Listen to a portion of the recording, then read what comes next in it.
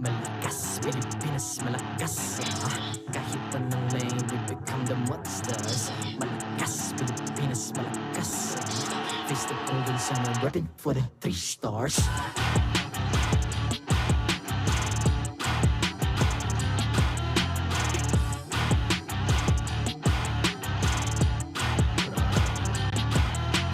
Ang lakas ng Pinas, we unite, be the stars. Ang lakas ng Pinas, we unite, be the stars. Ang lakas ng Pinas, we the stars. Ang lakas ng Pinas, we unite, we the stars. Ang lakas ng Pinas, we unite, we the stars. Ang lakas ng Pinas, we unite, we the stars. Ang lakas ng Pinas, we the stars. The 14th season of MPL Philippines is brought to you by the following sponsors. Smart, the official telco partner of MPL Philippines Season 14. The official tournament phone of MPL Philippines, Infinix GT20 Pro. Official suppliers, EMC Asia and Index Salon. Experience the MPL PH Season 14 action live at Green Sun, Makati City. Grab your tickets now via official MPL PH website. Don't miss any MPL action by following our official Facebook and subscribing to our YouTube channel. Follow MPL PH on TikTok for more content. And to ensure the equality and fairness of our games, MPL Philippines is also monitored and supervised by the Games and Amusements Board. Lakas ng Pinas!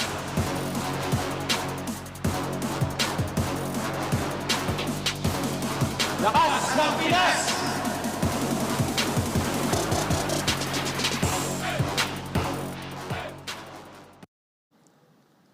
Maligayang pagdating sa MPL Arena! I'm Mara Aquino and welcome to MPL Philippines Season 14. It's time for more non-stop action in the Land of Dawn. Last week, we saw a team rise above expectations and one team gave a stellar debut. So which team will set forth and shine this week? Simulan na natin ang bakbakan and unleash the hero within. Casters, pasok! Leo at your service here with Jose Ingan, opening up week 2 of MPL Philippines Season 14. Ingan, how are we doing? You really dropped my full name, no? People know.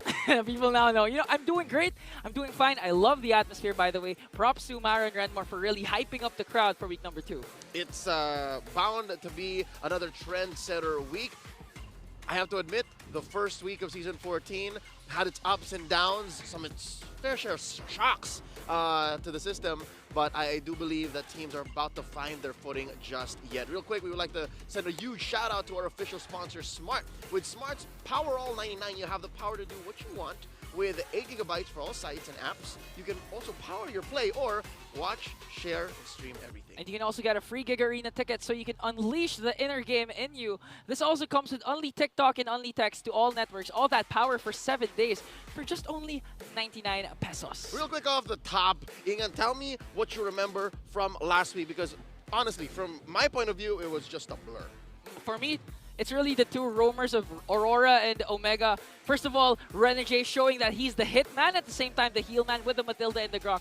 And who could forget Omega upsetting Fnatic, I mean FCAP, Falcons AP Bren, especially with Jack Mamba's Franco plays. Yeah, that was a long night, yeah. To be honest. Real quick, let's go through some of those highlights. Number one, again, you mentioned the loss of Falcons AP Bren, the defending world champs, at the hands of the Bagong Barangay in Smart Omega. You also mentioned a little bit of Aurora versus Blacklist, a new rivalry brewing. I'm not sure, I'll be honest with y'all, folks.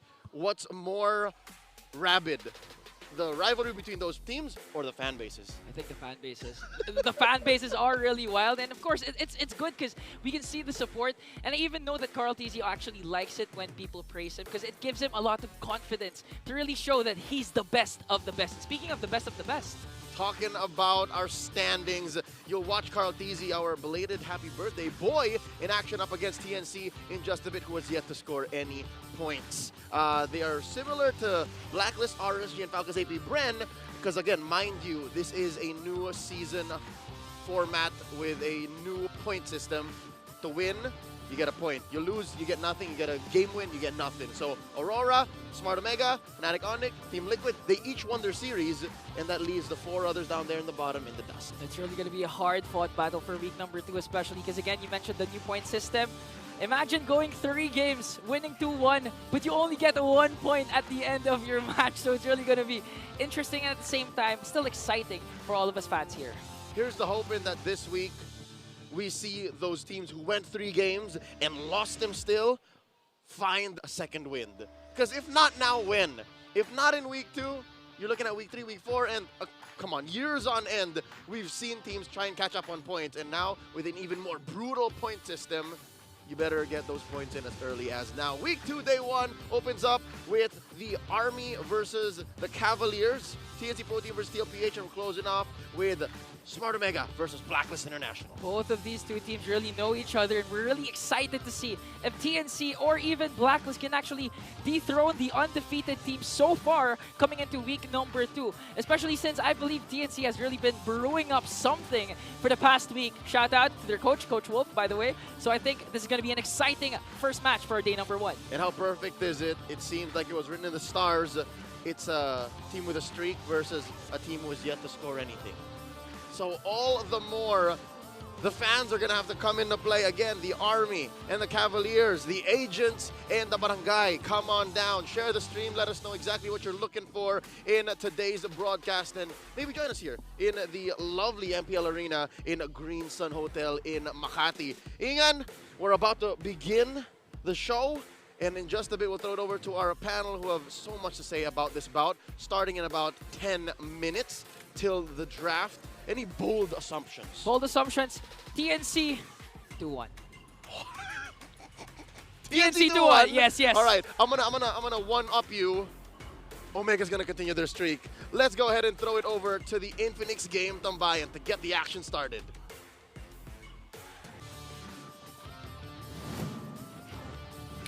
Much love to our casters, both in the Filipino and the English desk. Tama ang kanilang nabanggit. My name is Hans Galeria, this is Renmar Santa Cruz, and that is Auntie Anara. Kasama nyo kami at makakasama nyo pa kami for the rest of the day. Dito lamang sa Infinix Game Tambayan. It's been a week na nangyari all throughout the season, and ngayon 4 na teams na naman ang ating matutunghayan. I'm excited kasi ang daming nakita natin surprising results from week 1, and there are some surprising happenings leading up to week 2. Oo, kaya nga nakaka-interesting makita kung paano magpe-perform lahat ng teams natin entering week 2, because some of them started out really strong, whereas some of them are still finding that kind of momentum. Yeah, and that performance, whether it's good or really good, would not be possible without our Infinix GT20. Infinix GT20 Pro is the official tournament phone of the MPL Philippines Season 14. So maraming salamat po sa Infinix for making this possible. What's possible are the 2 teams that are gonna match up today. It is TNC Pro Team and Team Liquid Philippines. And this is TNC versus TLPH. Coach Wolf, it's still so weird na sinasabi ko yun. Pero ngayon, it's something that we have to live by. Coach Wolf to welcome Coach Tic-Tac back. Now, for the first week, right, we haven't seen Coach Tic-Tac, mid-season transfers are taking effect in week number 2 as Coach Tic-Tac is now returning to TLPH as the head coach with Coach Saire as assistant coach, and then si Coach CJ that was their coach from week number 1 that is going to be moving into the analyst position. And for everybody's information, I feel like I'll give this to you, Auntie Anara. You've seen Coach Saire in the MDL Philippines. Yeah, right? MDL Philippines Season 2, Coach Saire was then a member as a 6th man of Smart Omega Neos, and now he is a member of Team Liquid Philippines. So to me, sobrang interesting makita yon, kasi kung hindi niyo po alam, si Coach Saire lang naman ang nakadiscover kina Kara, Chaknu, and Hatred. Yeah. So tutusin siya ang unang tumesting dun sa kaya. Kung may creator, siya yung discoverer. Siya yung discoverer. Yeah, and as you can see, he's gonna be part of such a very well caliber coaching staff as Coach Tic-Tac and Coach CJ. Renmar, this is a new scenario para sa kupunan ng Team Liquid. Kasi for the longest time, it's always been Coach Tic-Tac. Pero ngayon, last season, we've seen Coach CJ. And then now, Coach Saire, what's going to be, the factor that we're going to expect from the Cavalry? Well, I think one thing we have to acknowledge is for teams that have always had the bigger coaching staffs, hopefully behind the scenes that they have that good balance, that good understanding of like who manages what. Let's look at the TNC Pro Team to understand how they see it. Because for TNC Pro Team, Wolf already said in an interview that he focuses more on the macros. He has 2 former players with him as his analyst, as his assistant coach to focus on the micro. And I wouldn't be surprised if that's the same case for the LPH.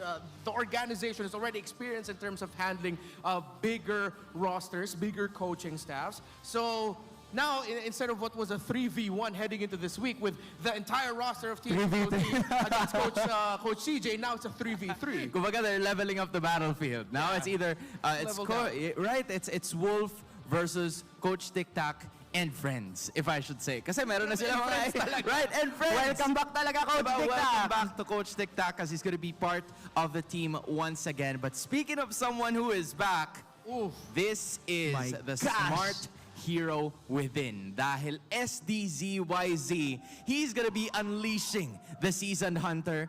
The Seasoned Hunter, given that he's played and he's showcased kung ano nga ba yung meta natin for the longest time. Because he was the substitute jungler for TNC. He's also known as the proponent of the Demon Slayer meta na unang inintroduce noong Season 9. Ito rin yung same season that TNC reached their highest finish in MPL history, being 3rd place.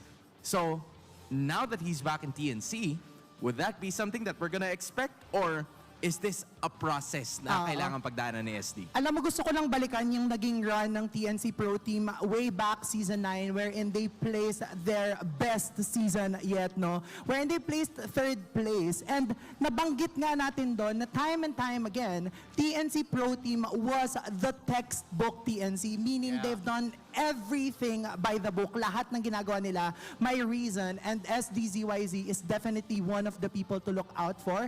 And now, na kumbaga nagkabalikan na kasi sila ni Escalera. Nagkabalikan. Okay, tuloy. Nagkabalikan sila ni Escalera na ang tagal nilang hindi naging magkakampi. Tapos, meron pang added factor na nandito si Coach Eto Max and Coach Wolf, na we all know are very renowned analysts of their own. Talagang may bagong may papakita ang TNC Pro Team ngayon. Now that you mentioned that, I'm honestly interested. Renmar, quick lang. How is SDZYZ? Paano ba siya maglalaro ngayon? Kasi we haven't seen him in a long time. Saan ba siya nanggaling? Malaysia, Cambodia? There's been a lot, right? Yeah, he went on a mini Southeast, hindi world tour, Southeast Asia tour naman yung naranasan niya. So I feel like the inclusion of SDZYC now, it's more of a buff. Kasi you have someone who was a veteran, someone who was there during the height of TNC Pro Team, someone who helped introduce a new meta. So buff yung introduction dito ni SD. Speaking of introduction, I feel like it is now time for Team Liquid Philippines and TNC Pro Team. Let's go.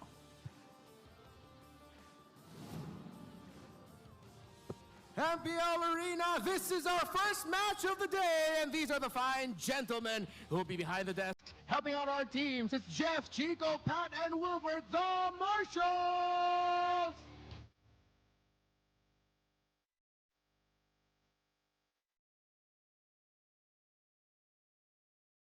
Ooh, Escalera, SDZYZ back together. There is nowhere to go but up.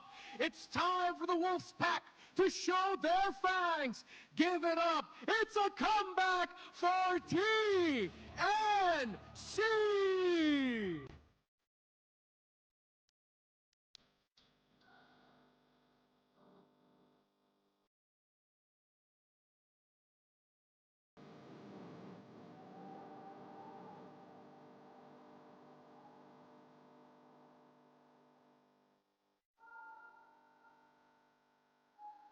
Cavaliers, this is for you! The cavalry has arrived, an unstoppable force, and with a new coach, well, returning coach in town, it's Team Liquid PH!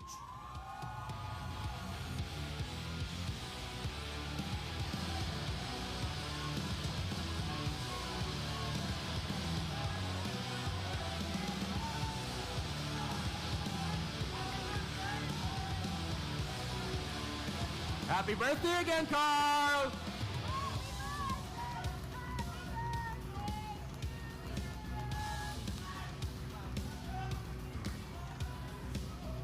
And the Master Tacticians, fresh off of a gig, it's Coach Wolf for TNC Pro Team. And for Team Liquid PH, it's Coach Sider.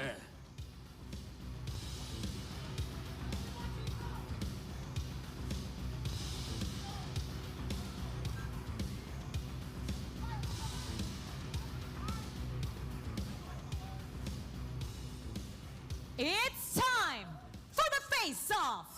SDZYZ, Carl TZ, step forward.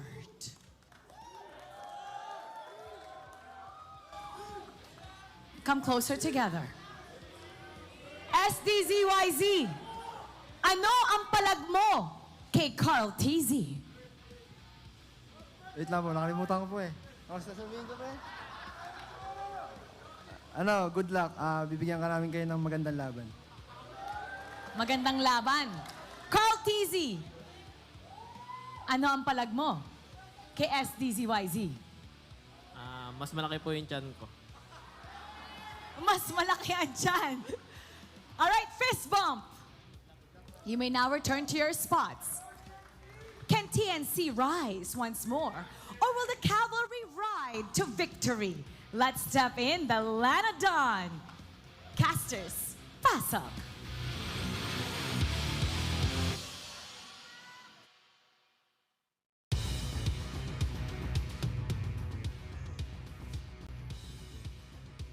Nga daw yung chan ni Carl. Pero sino nga ba ang mas mataas naman ang kumpiyansa dito sa TNC Pro Team with SDZYZ's return? Kaya nga, kumbaga na excited na ako makita kung ano yung bagong ipapakita ng TNC Pro Team given their last week's run. So definitely, yung isang linggong preparasyon as they head on to this second week, yun yung kailangan nating makita. May mga tanong tayo na fully gelled na ba talaga yung chemistry? Yeah. Or kailangan pa nating makitang pag-igihan palalo ng TNC Pro Team kung ano yung binubuo nila as of now? Yeah, because Coach Wolf did mention that their chemistry was one of the things that they wanted to work on. Yes. And Escalera mentioned his frustrations about the movements and the communications not being there. They needed to be there because they're up against a team. They're up against JP and Sanji, who in the roam in the mid. Their rotations alongside Carl TZ, we know Team Liquid PH. We know how well they do locally, how well they do internationally. And they are a team that if you don't know or don't know the strategy that you want to pull off in the early game, they will punish you for it.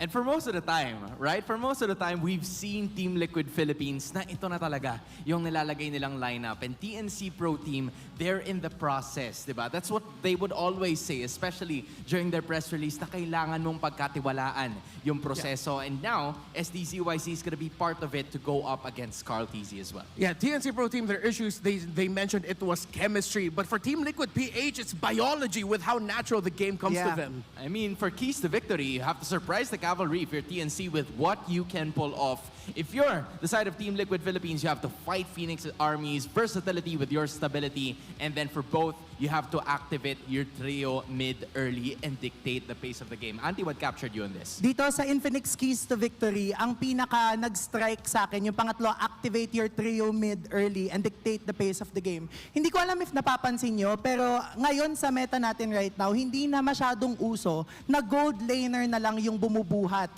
doon sa laban. Gone were the days na talagang nakaalalay lang sa gold laner lahat. Ibig sabihin, kailangang maging mas mabilis ng mid laner, specifically yung mid and roam sa kanilang rotation. One, to give space to their jungler, and two, to give space for their gold laner, especially now na bumabalik tayo sa assassin meta. Kaya ako natatakot dito para sa TNC Pro Team because right now this meta, and they have shown it in international tournaments for Team Liquid Philippines, they're so comfortable playing with this kind of rotation, with the roam mid and jungle really setting the tempo. And when you're up against a team that's still trying to discover themselves, again, this is what we mentioned earlier and what we've been talking about, we've been alluding to it, the TLPH can really punish them in the early game if TNC Pro Team aren't careful. However, what I like about TNC Pro Team is that they have shown that when they are in the zone, they can control the early game, and they have also shown to be able to show little flashes of comebacks. I feel like that's been the trademark of TNC. TNC, right? They've always managed to take control pagdating sa early game ng ilan sa mga series. And I hope that they could also translate that into the later portions of the match. Because in just a bit, ay makikita na natin ang draft, both the picks and bans para sa parehas na kupunan. And I am sure that this is going to be wild, given that this is Coach Wolf and it's Coach Saire, Coach Tic Tac, Coach CJ. We don't know who's there, but this is going to be major para sa dalawang. Talagang major talaga ang magiging kaganapan. But before we delve deeper into the draft, no, gusto ko lang din sabihin na I would say, even in their previous runs, no, the Liquid PH has always been one of the teams na strongest in terms of turtle fights. Yeah. So yun yung kailangan nating makita from them if they want to take advantage ng fact nga na hinahanap pa ng TNC Pro Team yung talagang chemistry na gagamitin nila as we head on to week number 2. Yeah, surprising first pick for TNC Pro Team. They go ahead and take the Julian, taking it away from the hands of Carl TZ. That's a usual jungler pick for Team Liquid. While Benny Cutie, although this can still get flexed into the hands of Carl TZ in the jungle, but in terms of the recent pickups, it's almost always a Benny Cutie pick for the Roger. And I like that TLPH decided to go for the Aurora because it's one of the comforts for Hatred in the mid lane. Yes, and aside from it being a comfort for Hatred, no, magiging maganda yung pagkakapick ng Aurora mostly because it can counter any assassins that will run into it. So isa sa mga nangyayari ngayon, no, Aurora yung isa sa mga primary counters against a Hayabusa. Kasi kapag dumikit yung Hayabusa, hindi tumama yung Quad Shadow, madali siyang mafi-freeze ng Aurora. Yeah, so that goes to show the level of understanding na meron yung Team Liquid Philippines, knowing that SDZYZ is one of the best assassin users that we so far have in the tournament. Terizla and Moskov yung ipipick up ng TNC Pro Team to finish their first round. Meanwhile, Edith naman para dito sa kupunan ng Team Liquid. Yeah, it's blitz drafting for both, and TLPH will decide to take away the Faramis. Yeah, really fast. So you can see the level of preparation for both. TLPH picks fast, TNC Pro Team will pick fast right away. Yes. Now, one thing that they've been picking a lot, or they picked a lot in week 1, was a Terizla for heads. I actually like this approach that they decide to continue picking the safest EXP laner you can give an EXP laner when you're trying to discover yourself. And I like that TNC Pro Team banned out the High Loss because in the 2 times they faced off against the High Loss, it always surprised them in the draft and in the game. And even in week number 1, High Loss has always been effective. Kung babalikan natin yung mga games na pinili yung High Loss, I think it was only once na natalo yung High Loss, and it wasn't even a very insurmountable defeat. Nagkaroon lang talaga ng opportunity yung kabilang team na makahanap ng opening doon. One thing I'm gonna look out for here is a potential jawhead for TLPH. Yes. Even though we see the Edith and that does go into the hands of JP, that can still get flexed into the hands of Sanford. Plus a jawhead and Aurora together just sound annoying. I don't want to go up Babato ka against... tapos magiging yellow ka. That kind of does make a lot of sense because from what we've seen, right, from the first week of the drafting, parang nagre-rely yung mga teams sa kung ano yung mga flexible na mga heroes. Like they're gonna be picking Julian, they're gonna be picking the Moskov, the Edith. Kasi pwedeng magpunta yun sa iba't ibang parts ng roles. Pero now, we kind of see Terizla na yun nga, just like what Renmar said, is the safest option to go into the XP lane. At madalas din naman na nakikita natin that heads really performs well in that kind of scenario. Meanwhile, for TLPH, we're still unsure kung saan ba pupunta itong Edith, but it will most likely go to JP kasi parang yun yung madalas na nilalaro niya ngayon depending on the scenario. Ooh, and okay. stand corrected. Predicted. Oo, kasi nga naman, no, aside from the fact na medyo nakakainis talaga yung jawhead, yung mere fact na kaya niyang itapon palikod kung sino man yung nasa harap ng kabilang koponan TNC Pro Team in this case, madali nang mababurst down yon ng kalaban. But how is this Tigreal matchup gonna go against the jawhead, right? Kasi usually Paunahan. medyo paunahan scenario yan, di ba? Yeah, it is gonna be standard paunahan for these two in terms of who can get their main abilities off first. The good thing for the jawhead is he has anti-crowd control. So the Vexana pick up for TNC and a last pick carry. So they do flex the Roger, put it in the hands of Carl TZ in the jungle, and Benny Cutie goes for the carry. I like that TNC. I want to focus a little bit more TNC because they're the team right now that has a lot of questions. This draft, looks relatively easy to pull off. Oo. Kaya lang, alam mo, gusto ko din banggitin, no, yung fact na in terms of flexibility, talagang nasa TNC Pro Team, 15 picks na ang TNC Pro Team unique heroes pick. Whereas for Team Liquid Echo, they've always used the same hero na paulit-ulit gumagana sa kanila. I mean, it's been that story, right? Kasi so far, they are undefeated in terms of matches. Nakita natin na paulit-ulit nilang ine-execute yan. And as of this moment, the PNC hopefuls, right? The Phoenix Army is really looking forward for them to get a victory that's very much necessary para makuha nila ang panalo. Both the Cavalry and the Phoenix Army ay talagang pinaghahandaan itong matchup na to because Week 2 is a crucial point. Possibly a turning point habang para dito pa lang makuha mo na kagad yung momentum mo to get the victory, right? It's good to know that we have at least one dude in the crowd that smells good. Yeah. But I know our crowd smells amazing. That's what I love about the MPL PH crowd. You shower. I mean, yup. That's right. Why did you have to say that? But okay. Sige, okay. Wag niyo lang kakalimutan. Wag niyo lang kakalimutan. Major love sa lahat ng mga tao na nanonood sa ating venue and especially to the people na nanonood mula sa Tarlac City. Pinapapunta na kayo dito, mag-boost na daw kayo. Oo nga, ito na yun. Hindi ko alam kung paano kayo pupunta dito, pero pupunta na kayo because in just a bit, we'll be seeing these two teams and I am sure that SDZYZ's return will be welcomed very well ng kupunan ng Team Liquid Philippines. But the question is, how will they fare? This lineup that seems to still be a puzzle that the Phoenix Army is continuing to figure out ay malalaman natin in just a bit on how they will recreate. I'm still not sure how they will, like focus on things, pero sigurado ako na mas narinis na nila yan over the week. Definitely. We mentioned the mid-trio. Julian, Vex, and Tigreal can be dangerous for the lineup of TLPH if they aren't careful. Crowd control galore. Yeah, crowd control galore. But the good thing is you have the passive of the Aurora to potentially negate an early pick-off. Because imagine if they blow their skills a little bit too early, then Aurora still survives. That doesn't feel good. Talagang paunahan lang ang mangyayari sa ating mid laner. And yun na nga, yung ating third keys to victory. Kaya naman makikita na natin in just a while kung sino nga ba ang mauuna. Seems like the Cavalry and the Phoenix Army are ready for action. Rekta na natin sa game number 1. Casters, kayo naman.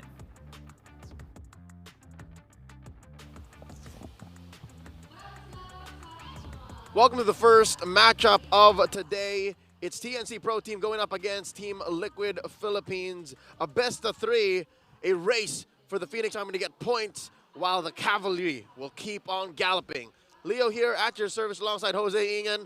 The draft was a good back and forth. Again, early on it started with a blitz, but I'm already picking out a few points here. Number 1, Liquid PH stole away the Aurora. Stole away the Aurora, and at the same time, it's interesting to note that JP still using the same hero after 4 games. We're in week number 2 and we have yet to see the other JP heroes that really excel or show his performance with the Roamid as we enter the land of Dawn. TNC again looking to win their very first game in game number 1. Come on, Daddy JP, show us something new. First pick the Jawhead in Kazakhstan, showing us shades of a brand new meta on the horizon, and we are knee-deep in that right now. It's still surreal. Can I just say, it's surreal to see SDZYZ back in an MPL PH stage. After a very long time. Like, I believe the last time that he was here, TNC had a good run. I believe they finished 3rd or 4th. That was season if I'm correct. 10. Season 10, that was season 10 he was here. They struggled, and then he spent a good year and a half elsewhere, and now he's back home. Good folks watching from all around the world, welcome. Not much action yet currently in the first minute of the game, but look at this huge presence from TNC in mid. Yeah, and we can see that TLPH really will still go with their usual flow. They actually have 100% first blood rate. 2 went to Carl TZ and 1 with Sanji, so we can expect them to really be aggressive, especially since, Jawhead has been picked here again for JP. And in terms of, wait a minute, heads, flickers out. And the aggression of TNC is showing there as well as TLPH. And as I was saying, it's easier to go for those isolated pickoffs when you have the Joyd compared to the Tigreal. So I can really expect TLPH to not just group up, but actually divide and conquer TNC. Oh, I reckon TLPH are pushing TNC's buttons but it seems like they won't allow these buttons to be pushed not so easily. Because again, TNC, they're sticking to this three-man trio, and amongst a Julian, a Tigreal, and an Aurora, it's a lot of CC coming in! Look at that, Escalera with a beautiful pickoff, and now JP's the first man down here. First blood again for TNC, and this time TLPH, their 100% pickoff rate in the first blood is now demolished by the Phoenix Army. And TNC took out of the equation a very important part of TL's aggression. Oh, Carl Teasy wasn't able to get that turtle away. Penalty zone in once again. And it looks like Carl Teasy's going to fall down. Escalera, last effort. He's going to fall down as well. Sanford was able to flicker out, but here comes JP going right after SDZYZ. Will he fall down as well? I think the damage is not going to be enough, and TNC turns things around as they take another man down. Daniel Chu, where were you all these years? I know exactly where you were. Cambodia, Malaysia, but also Egypt. But no, he's a man on a mission. I am so happy seeing TNC this aggressive this early on. Shades of this we saw in week 1. And now, with the right draft, with the right rotation from their trio mid, it seems like they can take down TLPH a good notch. I wonder where the cavalry goes from here, because again, they can't just go off JP anymore. Yeah. And this is one of the main weaknesses of a Jawhead lineup. It was a good couple of coaches I talked to in the offseason saying, yeah, Jawhead is great, but if the Jawhead is on the back foot, there's very little he can do. Oh, speaking of back foot, Escalera's really been doing a good job here, making sure that JP doesn't get in the position that he really wants. And at the same time, I believe TLPH can actually turn things around, especially in the middle game, with how TNC's been performing recently. They've always dominated the early game, but for some reason, they just boiled down into the mid game. They have that. They do have that. That has been a chronic disease that has been ailing the Phoenix Army. Yeah. We're in, what, 9 minutes, 10 minutes in? Yes. They seem to slip up and they get punished so hard. I'm wondering if the Cavalry's going to find that out. 3-1 here, just under 4 minutes in. Looking at the major goal differences lane per lane, this is odd. Look at Benny Cutie. He's up 400 away from goals. Oh, wait, look at this! Oh, I think the first target here is going to be, who's that? It's going to be onto JP. And this is what you were saying. It's hard to pull off a Jawhead if you're the one getting picked off all the time.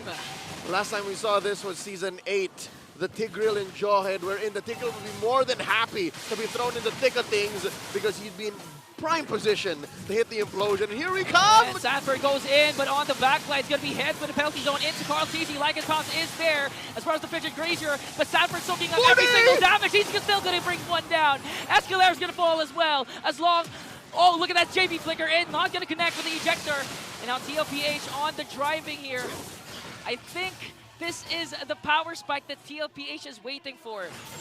And this is enough for TLPH to score what we call in the business a technical knockout. They didn't get many kills on the way out, but they pushed TNC far back enough to get a free turtle. 1-for-1 apiece now 5 minutes in. I mean, Sanford, the performance of Sanford so far is great. The Flicker and Earth Shatter combination, as long as making sure he utilizes the passive of the Edith before casting that Primal Wrath.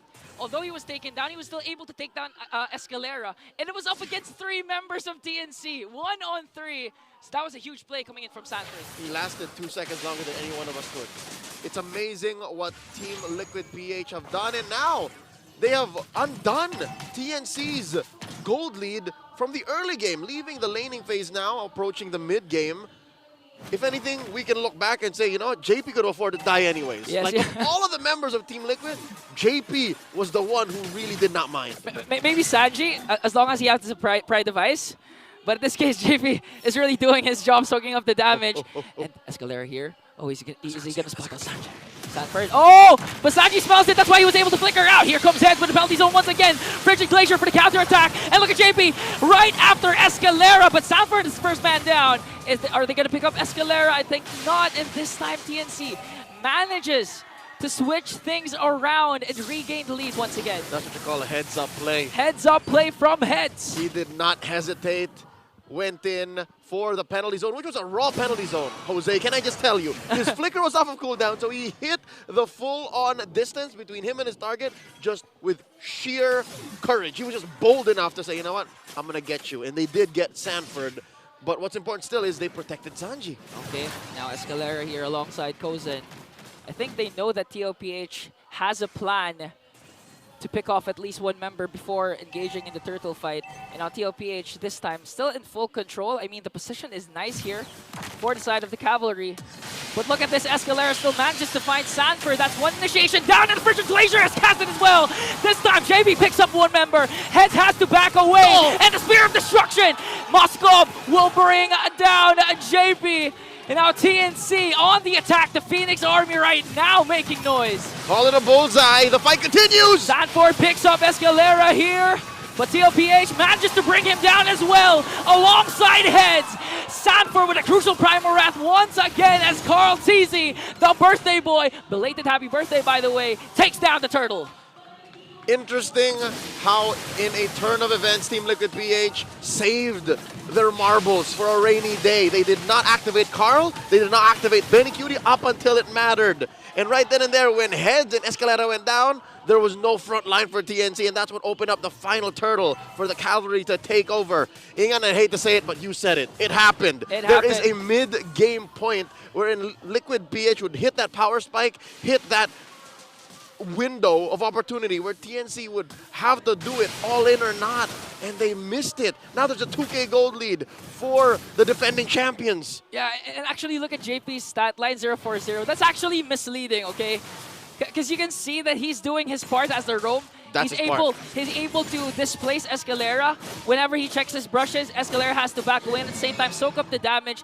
And Escalera actually used the implosion play onto JP. That's why TNC had no way of re-engaging with the fight once that skill has been casted. Not just JP, he even did it to Sanford. Yeah. And Sanford is more than welcome. There is a 2-layer insurance policy for Team Liquid PH protecting their cores. And they have 3 cores. Oh, look at this! JP with a conceal. Where are they going to get target? Hatred is the first man down again. And TLPH on a rampage. 2 members have fallen here. Make it 3. STZYZ goes down. Carl TZ on the hunt once again. Escalera, no more members left with him. He's going to fall down. Kazin nowhere to be found. And TLPH marches forward. Case is in the bench. It's Kozin you're looking for. Oh, sorry.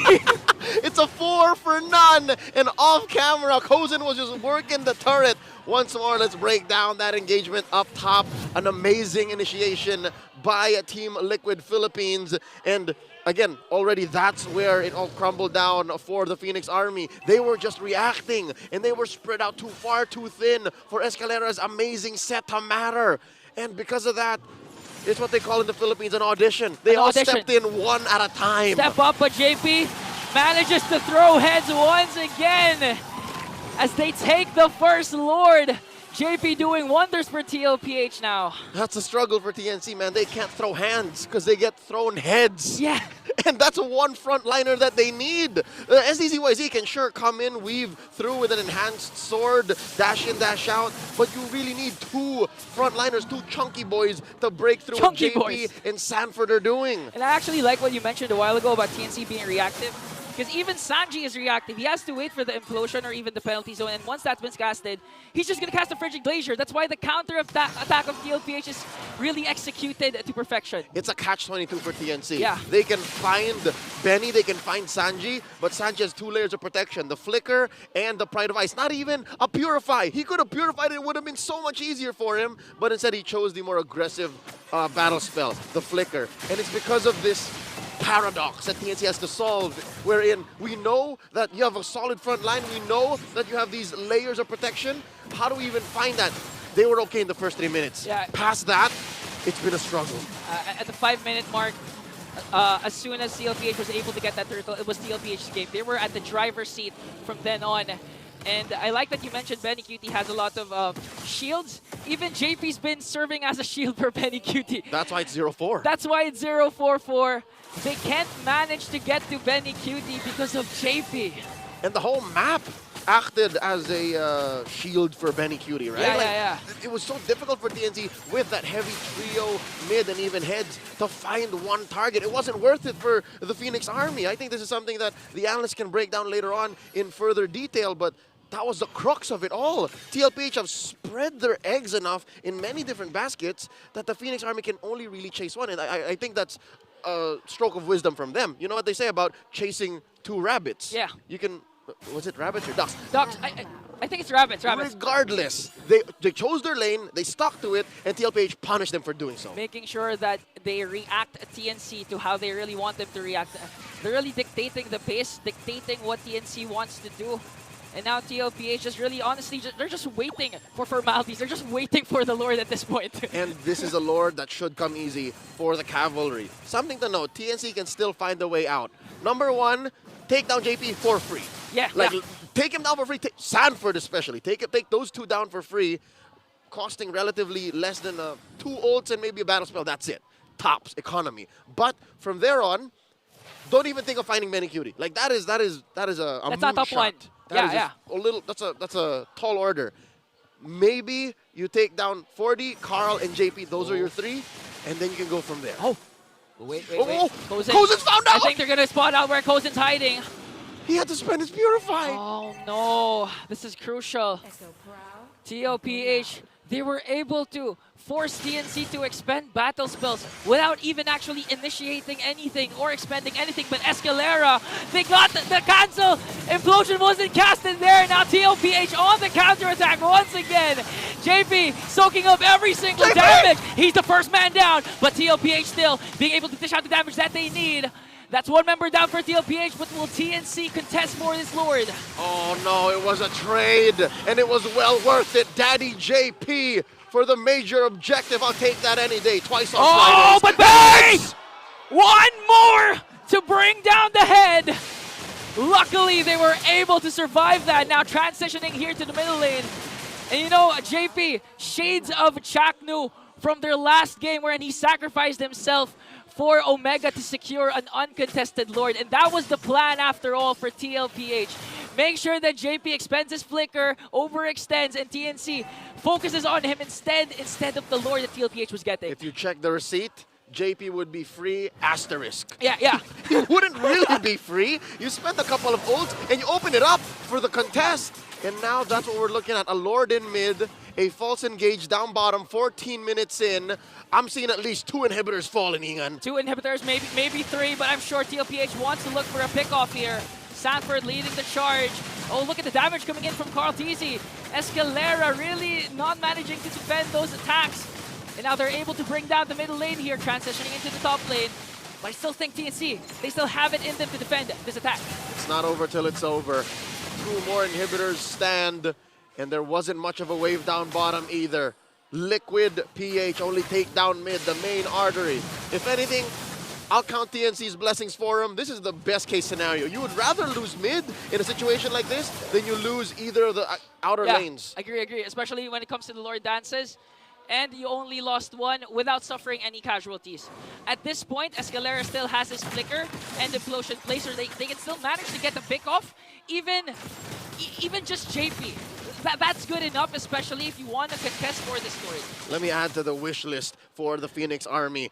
It's not impossible that they set up a backdoor play. Number 1, looking at the long lane, that is bottom lane, and there's just but the 2nd tier turret and then the inhibitor from there. So what you could do as TNC is feign a Lord contest, feign a fight, so that you give Cozen enough time to maybe break down the inhibitor there. But again, the problem is TLPH, the masters of the backdoor. They were able to pull off one last week, so I'm pretty sure Benny Cutie, with his knowledge of wave management, it's going to be hard to pull off a backdoor against TLPH. Takes 1 to know 1. Yeah. But there is one advantage that TNC can leverage besides the whole knowledge and muscle memory for TLPH to do such. Their lineup is built for that. Look at this, between an Tigreal and a Teresa. Oh, JP! Ah, the robot's running right after heads, but Escalera oh, the flicker play was there! And now TLPH. No resources expended here for TNC, but that was still a death evaded for JP. That was a good try, though. I know, that was a TikTok attempt. Yeah, TikTok attempt. As the kids like to call it. It's the flicker animation cancel into the Unstoppable Force ejector. Yeah, that was a close call. But that is one thing that TNC does know very well. So Escalera, great heads-up play. Heads knows too, but what's commendable is Heads did not commit his flicker. He could have gotten so shocked and scared, like, oh. Yeah. Especially since that they really want to pin down at least 1 member before this Lord. They didn't overcommit, so this is the reason why they can actually contest for this Lord this time. All right, Lord here at a 1/3 of itself, an 8th, a 5th. not healing. Here we go. Oh, it's going to be a retribution battle. Going to go on to Carl TZ for the counterattack for the Phoenix Army is there. But look at Gozen going right after in the middle. But Benny QD still manages to dish out the damage and bring down SDCYZ for Sanford. Sanji going right after the backline here alongside Carl TZ. He's going to get pinned down by Escalera, but is the damage going to be enough? Because TLPH gets the Lord and the kill. Great rope-a-dope there by Sanji, keeping himself safe, expending the flicker, but not the Pride of Ice. Use that purple buff wall to elude TNC. That was close. If they lost Sanji, that would have been two things. Number one, huge shutdown gold for TNC, and this would have been a less lethal Lord push. Now back to the, I'd say, possibly the last push, right? If TNC don't defend this, Third Lord. They're fine. I think Sanford being out is a blessing. This is fine. Oh, Conceal coming in from Escalera. They really want to go right after Carl TZ here. They're able to burst down the Lord without inhibitor turrets taken down. But still, TNC was able to defend it. And I'd like to go back to Sanji because if you've seen the last clash, Sanji, we keep saying this even during international tournaments. Sanji's one of those mid laners that uses his flicker not to retreat but to attack. Yep. That's how courageous, that's how powerful Sanji is whenever he gets his comfort picks. And looking at the KDA, 406 for Sanji with the Aurora. I don't even think that the Pride of Ice was ever expended. Yep. The whole game? It wasn't. Hasn't been. He's been a third of his health down. Wow. The furthest, and it was in that sequence, and then he's fine. He's safe. So now 8K ahead, 18 minutes in, we are approaching the upper limits of what a game should be in the current meta game. In a professional MLBB, about a minute until the next Lord. And I'll tell you now, Ingan, more now than ever, I think this is a Lord that's actually contestable for TNC. I think so too. The longer the game goes, the more items are put onto TNC, despite how miserable and how deprived they are of gold and XP in the elapsed time so far. And that's going to get closer and closer to deadlock. And the fact that they only lost mid lane inhibitor means the map is still slightly favored for them. Plus, again, they have the Moskov, one of the late game gods that can actually manage waves properly, but at the same time still be in the clash, especially if the Spear of Destruction hits. So TNC, this is where they want to prove the doubters wrong. People have been saying that they have no closer. They can't close games. They can start strong, but this time, with the circumstances being slightly in their favor compared to the past games, I think this is the perfect time to show them, to show everyone that TNC can really bounce back and close games. Here's the hoping SDZYZ can pull a second wind because he had a great start. 3 minutes in, was calling all the shots. Now approaching the 20-minute mark. Can this Julian come in clutch? Can SDZYZ steal away a Lord from Carl TZ? So far, so good, just managing the waves. Propping up for this third Lord. This is an evolved Lord. It comes with a passive. It's going to hurt more in team fights. Again, I'm getting flashbacks here. SDZYZ, Carl TZ, they used to face off before Carl became a world champion, before SDZYZ made his debut in MPL. This time SDZYZ saying, I'm back, I'm ready, but they're able to find Escalera. Carl TZ is going to walk back there. No death so far. Now JP on the counter-attack. They still have their ultimates, as well as the Primal Wrath and Frigid Glacier. Heads, they're really going right after heads. And now Sanford Flicker in! Frigid Glacier is there! Plus the throw coming in from JP, but the penalty zone is there. Benny QD just managing to dish out the damage from the backline as 3 members of the Phoenix Army will fall down, but on the top lane, Kozen is there making sure that they're able to push an inhibitor tower at least, but I think he has to go away because CLPH wants to make sure that the Crystal will fall down as they take game number 1! A base race was attempted by both, but the map favored the Cavalry. Team Liquid PH walks away with the victory. 1-0. That was a valiant effort, and I gotta say, TNC just pulled out all the stops, and that's what the deck dealt to them, and they did what they could. MLBB proving that this is still a numbers game, and in that case, the bottom push coming in from TLPH, they had the numbers during that time. Folks, to throw it over to the Infinix Game Tambayan as we try to break down Game 1. This is the Cavalry coming through in situations like this. Alam nila kung ano yung gagawin. TNC had quite the lead from the first few minutes. But again, dito sa Infinix Game Tambayan, we've seen, we've witnessed at nakita natin kung paano binaliktad at dinomina ng TLPH ang entirety ng Game 1. A base race? Like TNC Pro Team really decided to call for a base race. That was one of the riskiest calls. It didn't pay out for them.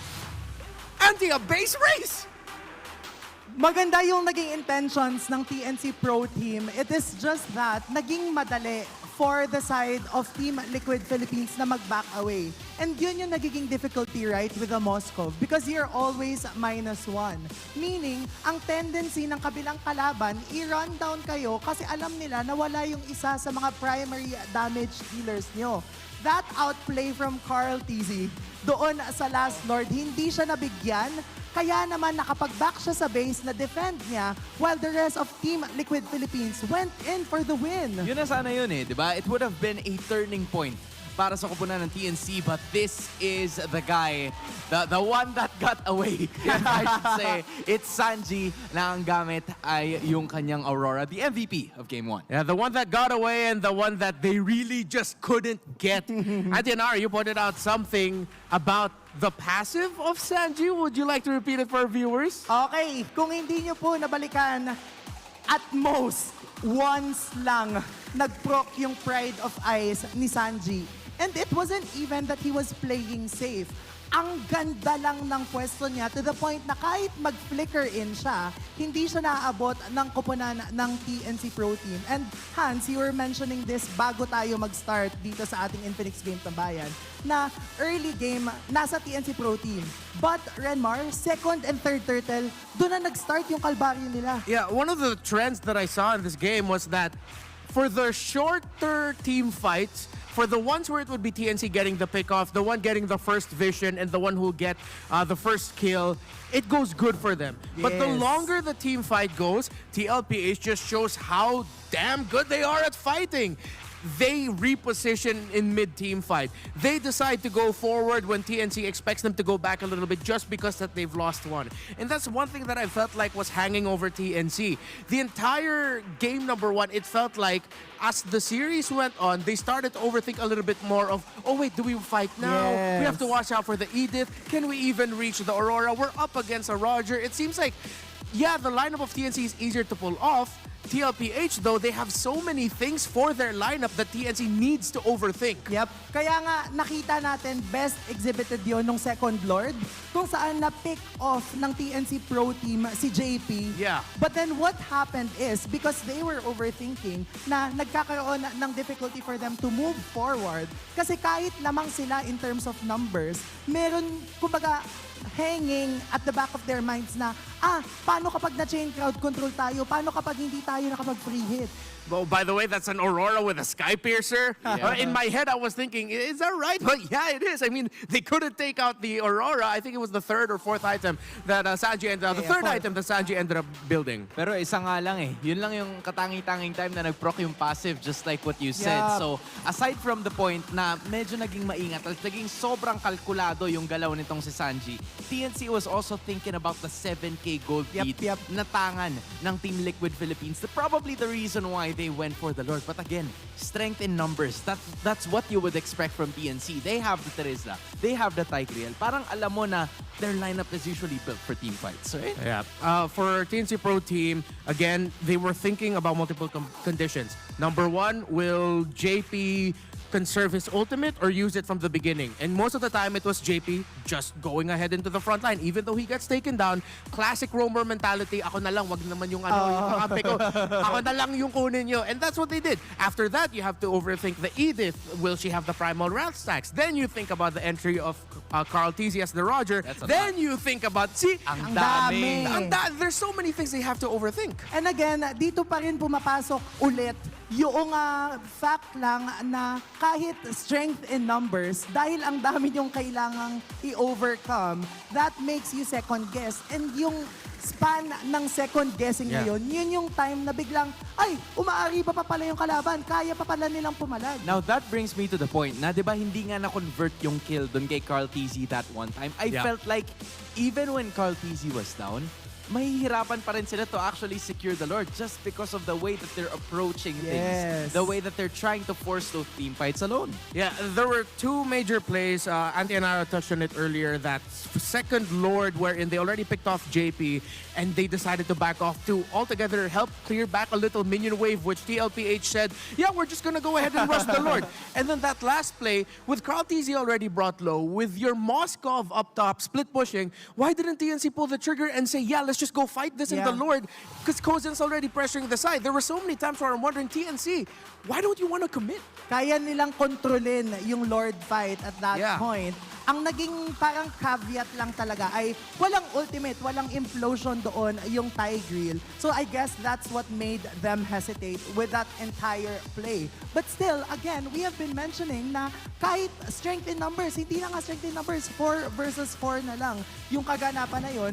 And even then, yung chain crowd control coming from the Julian, coming from the Jawhead, and even from the Vexana, I think those kinds of things are more than enough na i-capitalize ng kupunan ng TNC Pro Team para in a way, makahawak ulit sila ng kakaunting espasyo doon sa laban. Yeah, honestly, this is gonna be a lot to untangle, a lot to unfold para sa Phoenix Army. But you can also have to give it to the side of Team Liquid Philippines kasi sobrang ganda ng kanilang naging execution. Especially from those turtle fights na napansin natin right from the start. Second and third turtle talaga. Second and third turtle. Parang doon nila biglang nag-flip yung switch and that's the switch that you were talking about. Yeah, and this is what we see and what we get from a team that's been playing together for a long time. Chemistry was the main question hanging above this entire series, one of the main things.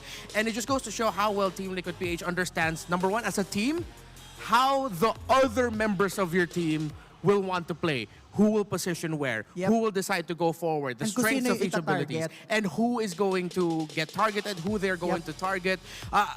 The more we talk about this, parang sinasabi natin na, ay, imposible dito na makakomeback TNC. Hindi naman eh. It's just that we have to acknowledge the fact that TLPH just showed at the moment that you mentioned, there were times where they just said, uy, TLPH tayo, we're TLPH. Why don't we just fight this? I think that's exactly what I saw the one time na si Escalera nandun sa ilalim ng Torre and then everybody else was just juggling for damage na no one was taking, no one was, you know, dying as of that moment. They were just having the right amount of execution and that's what the chemistry na binabanggit ni Renmar kanina has been transitioning to the gameplay and we've seen JP na sige, kahit mawala ako dito, basta may alay akong isa sa inyo, that works for all of us, right? It's for the greater good of this team. Oo. Pati nga rin, no, yung first turtle, yung fact lang na napanghawakan yun ng TNC Pro Team was more testament enough na kaya nilang pumalag. Kaya lang, again, dito bumabalik yung pinag-uusapan natin kanina, na kapag alam ng koponan mo kung sino yung kailangang i-target, naka-double kill si Sanford, third turtle if I remember correctly. Because of that, nagkaroon ng space si Carl TZ, nagkaroon ng space si Benny Cutie to reposition himself. And by the 5th minute mark, that's after the second turtle, makikita natin na si Carl TZ na yung nakasplit. 4 na miyembro ng TLPH magkakasama, ginigiba yung dalawang lanes, tapos yung natitirang isang lane, kay Carl TZ na yun.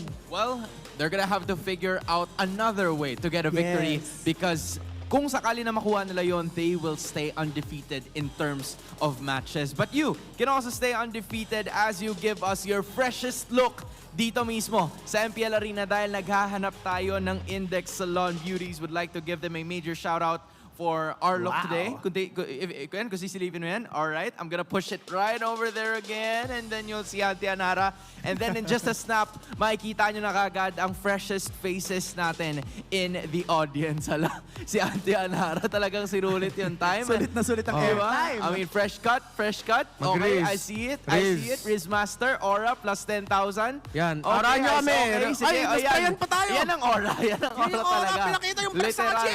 Okay, I see everything. All right, you love to see it. And of course, I love the fresh cut. Fresh cut mula sa ating mga ayan, shout out din sa ating mga student leaders mula sa TUP. Pero ang hinahanap natin ay yung fresh face. Adam, eto na ba yun? Ikaw na daw yata to. Ikaw ang freshest face natin sa audience for today. Thank you so much for supporting MPL Philippines and nagpapasalamat din ang TNC for your support. You'd love to see the audience as fresh as they are, and I'm sure that they are enjoying what is happening. Pero para sa dalawang kupunan, I feel like Team Liquid has more of that enjoyment factor. But knowing them, job's not finished, they'd want to get the series done. They look fresher. Although, I do want to say TNC Pro Team, I like that we mentioned in the beginning how the time when TNC Pro Team reached third in MPL Philippines back in Season 9, they were textbook. Their early game, the first, leading up to the first turtle, right? Everything was textbook. Second turtle, it was still there, but the TLPH played better. As it went on, we were reminded that this meta now is a whole different textbook. True. That it's not just step A, step B, step B, step C, step A, step B, step C. Okay. Leading to step C, you can go off to the side and do other things and make it not so obvious what you're gonna do. Now, I'm so glad that you've mentioned more about Season 9 and Season 10 because if we remember correctly, napag-usapan din natin si SDZYZ. This is his first game back after not being in MPL Philippines. Like, how do you prepare yourself mentally for game number 2? Kasi that was a win for you guys in the early game, and should you have taken care of it, diba? Things would have been completely different. So if you're SDZYZ, what can you do at this point? How will you get the first win para sa Phoenix Army? Reset agad. Parang yun talaga yung best thing, no? Na pagkatapos nating balikan yung nangyari noong game number 1, kailangan we see what we did great. And then yung great na yun yung kailangan nating i-capitalize on as we head on to game number 2. Yung sinasabi namin ni Renmar, no, na textbook TNC, nung first, 3 minutes ng match, yun yung kailangan nilang i-replicate all throughout while looking out for what's bound to happen next. Yeah, that's not just advisor analysis from Antianara the analyst. That was Antianara the former collegiate player. You played in college, right? Yes. Yeah. It probably still is. Yeah, I remember we'd play custom games with Antianara, and every time Antianara was in the team opposite mine, I would cry. No one can play against his mid lane. Yeah, but if you're his teammate, then it's an obvious win. Yeah. Right? So you kind of have mixed emotions. About Okay, back to the draft. All right, Come on, man, we're building you up. We're building you up. Thank you. Kailangan mo makita yun. But again, just like what we would say, one of the good things na sinabi mo nga, Antianara, is to look at what SDZYZ has done. And for the first few minutes na nakita nating laban, it's SDZYZ na medyo hindi nagalusan for like the first 10, 12 minutes. Yeah. So, at some point, that's nice, right? And Ling, Ruby, posibleng makatulong yan para sa Phoenix Army. Same pa din yung TLPH. Except they go for the Zask now. And after TNC Pro Team locked in the Ruby and the Ling, Wolf rubbed his hands together as if like he was either excited or expecting it. Yeah, it's like he's cooking something up. But I like seeing the Ling up against the Zask. Oo, pero alam mo, gusto ko lang din i-bring up yung fact, no, na I would say this Ruby will probably go into the gold lane. Feeling ko lang. Gold Ruby? Feeling ko lang. All right, I like the brave analysis. Let's see if that'll happen. Although that does make sense. You have the Roger that you're up against. So if ever the Ruby will get flexed into the gold lane, that's going to be difficult for either Benny Cutie or Carl TZ to decide to enter the game, to enter fights. So with the Turisla, again, TNC Pro Team are just continuing that trend of play it safe. And you know what? I'm starting to lean a little bit more towards the gold Ruby side now. Because if you're showing the Turisla, the obvious thing to think is, oh, that's an EXP lane Turisla and that's a Roam Ruby. Pero yun na nga, yung ganitong klase ng flexibility. Alam mo, Renmar, gusto ko lang din balikan, no? Maraming sigurong nagtatanong from our audience kung bakit nga ba nataguri ang textbook TNC, yung TNC nung panahon ni SDZYZ. Ang dami namang salita. It rhymes. Kasi nga, bukod sa fact na siya yung nagpauso nung emblem before, yung Demon Slayer. Yun din yung time na kahit assassin siya, sinesemi-tank niya yung gamit. Yeah. So now na bumalik tayo sa Assassin meta, alam natin na yung mechanics ni SDZYZ is there. Yeah, and we got to see it in game number. I feel like one of the reasons why the first 3 minutes really just went to the side of TNC Pro Team in game 1 was that they were respecting the Julian of SD. And SD had a relatively good KDA. So now heading into the second phase, ooh, Angela! Wow. So they were thinking that they'd go Angeling and they take the high loss. Wolf's laughing and he's happy about it. Oh, they're playing the macro. I like this. I think this is the approach of TNC Pro Team up against a Zask. Yeah. The Zask, you want to fight in an area, so TNC Pro Team said, all right, we'll open up the map, but this is a good response to open up the map. They pick up the Fanny. Carl TZ using a Fanny. We haven't seen this in a while. A lot of people were saying na from the past seasons that he's been struggling na gumamit ng mga assassins. Over the previous tournaments, it has always been like this. Pero ngayon, unti-unti niyang pinapakita. And now, probably one of the hardest assassins to use in the game. Fanny's making an entry for Team Liquid. And alam mo, interestingly enough, even in his streams, inaamin naman ni Carl TZ na nanibago siya nung bumalik siya sa paggamit ng Fanny. But now that we're back here, definitely nakapag-adjust na si Carl TZ using that Fanny. But then still, the Kufra is open for the side of TNC Pro Team. I would want to go safe here and pick a basic attack damage. No, it is a Gold Ruby. What a prediction! It's a Gold Lane Ruby and TNC Pro Team. Good pick up with the Cho because you get your lockdown up against that Fanny. This is a risky play by TNC Pro Team, but it could work. And what you were mentioning right from the start, diba? They were playing it a bit on the safe side noong game number 1. Now they're going all in on the risk. That's just crazy, bro. All in na, okay. That's a sudden swerve. Yeah, you know what? We have crowd controls from the I Am Offended. Nandyan din yung Way of the Dragon. At some point, we'll find a way to catch that Fanny. But in terms of this lineup, it seems like TLPH has more of the ways in executing. Yeah, right? and alam mo kung babalikan natin yung nangyari ng week 1, no? The tendency is yung Cho makakancel yung animation ng Way of the Dragon because what? We have an Edith, we have a Grok na kayang mag-wild charge agad. So yun yung kailangang i-watch out for ng TNC. Well, we're about to find that out, whether or not TLPH will get the victory or whether or not TNC will take it. Casters, pasok. Leo here with Jose Ingan coming at you live from the Green Sun Hotel in Makati for Game 2. It's match point for Team Liquid PH going up against TNC Pro Team. Shades of the funnel meta. It's a 1-3-1 as we like to call it here for TNC. For TNC, I like the Ruby Gold because we've been saying that TNC is known for dominating the early game, and with the Ruby, you know, he can actually dominate up against Benny Cutie and make sure it doesn't go to a 20-minute game like we witnessed during game number 1. That's why I kind of thought twice about it being a risky draft, as mentioned by our analysts, Antianara and Renmar Santa Cruz. Now going from lane to lane, you mentioned how maybe the Golden Ruby should be winning against the Roger. But check this out. SD is bullying Carl TZ out. Yeah, you know, I have to admit, I've been watching Carl TZ play during his streams. He's been practicing this Fanny. And with this Fanny, it really requires a lot of protection coming in from JP. But speaking of JP, Escalera making sure that JP's not going to have a good time during the early game. I reckon Escalera could have definitely just pressed the flicker. Yeah. Or maybe a second or two off of the Shun Po and just only fasted JP into a quick nap. Now, that was so close, honestly. A TKO, I'd call that for TNC.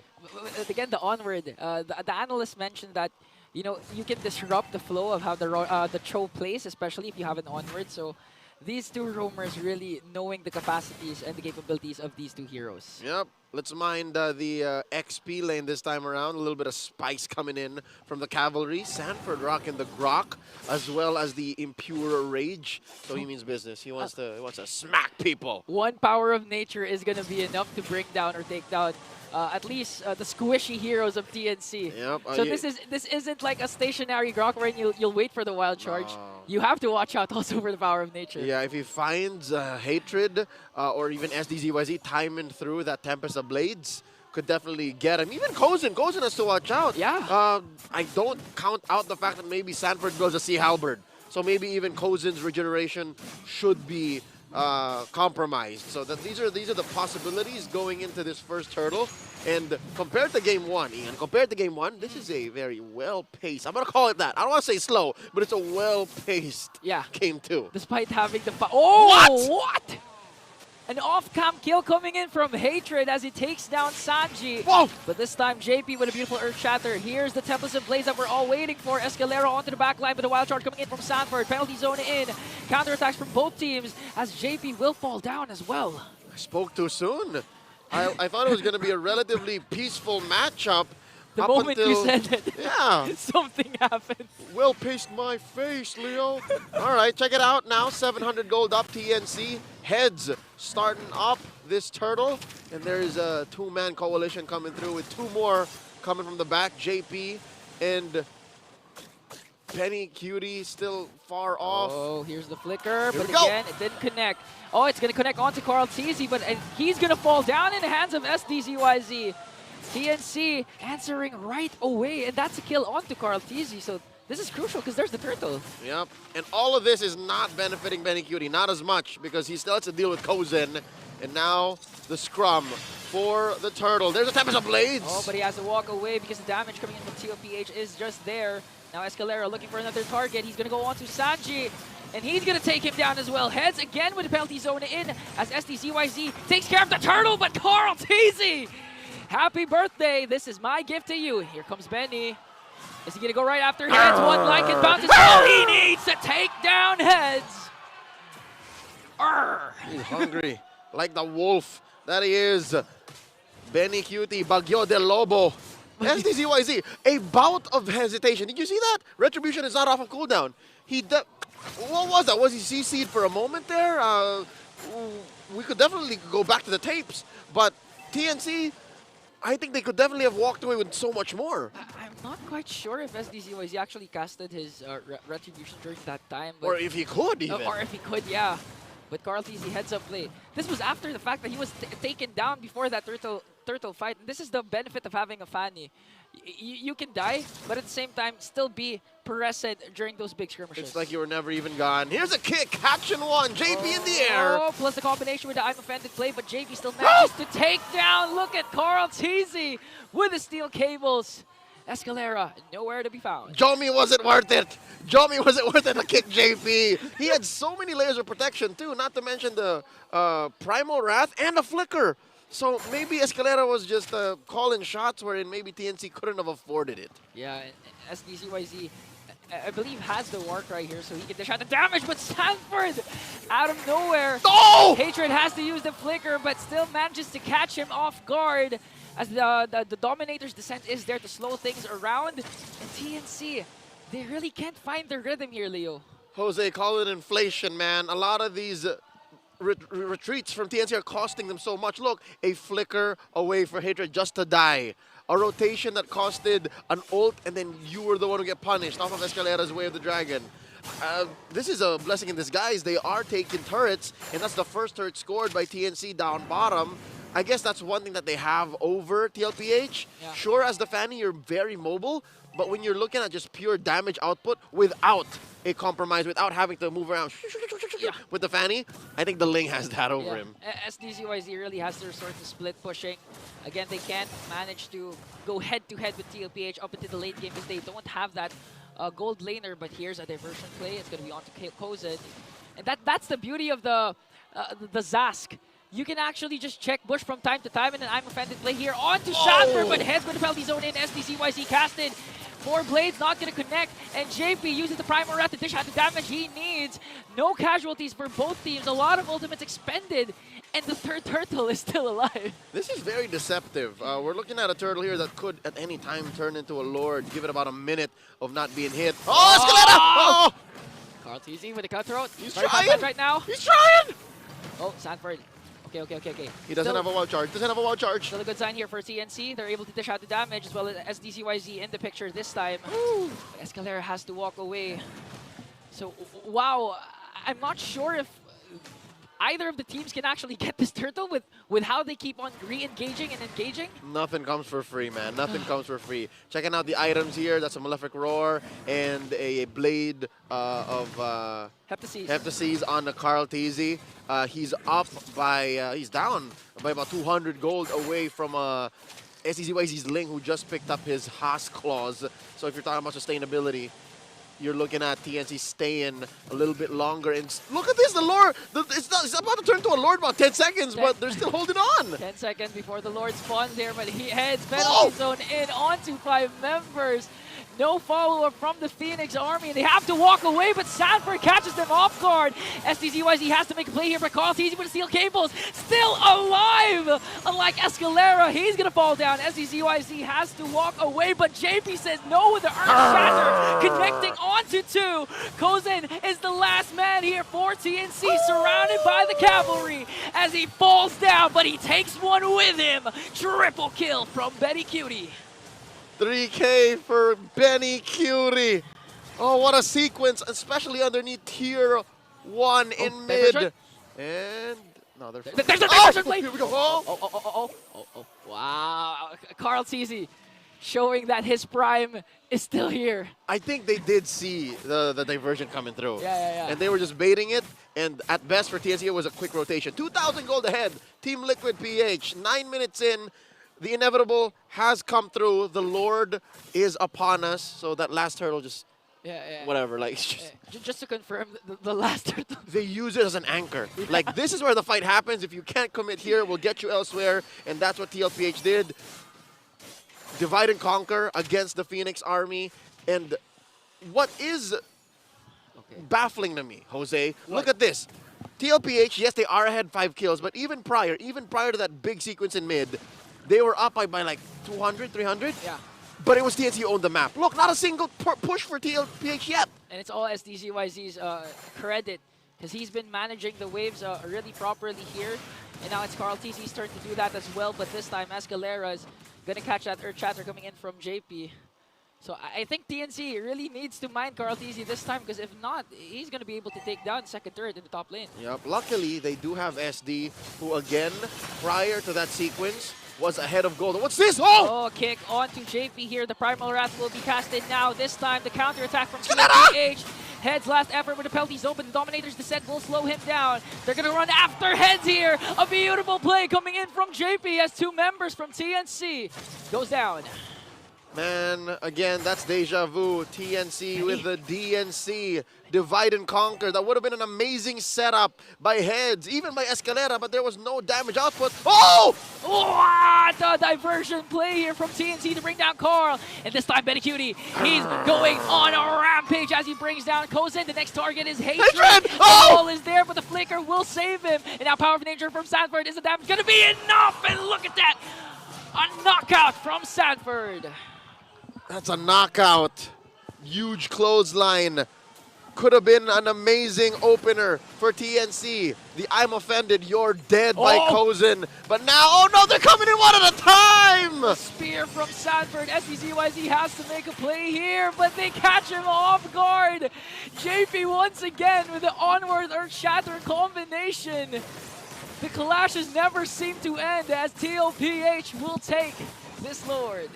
TNC may have bitten up more than they could chew. A free Lord for the Cavalry. Looking at the items now, Carl Teasy is still behind, all right? Check it out, he's still behind, but where a majority of the gold is in Benny Cutie. 7-0-3, up against Kozin's 2-2-0. And just the back-to-back sequences where Benny scored a majority of these 7 kills should be enough to tell TNC, hey, maybe we shouldn't pick fights. Maybe we should hold off, and maybe this Lord coming up should be a Lord we take inside our base. Which gives you now a head-scratcher.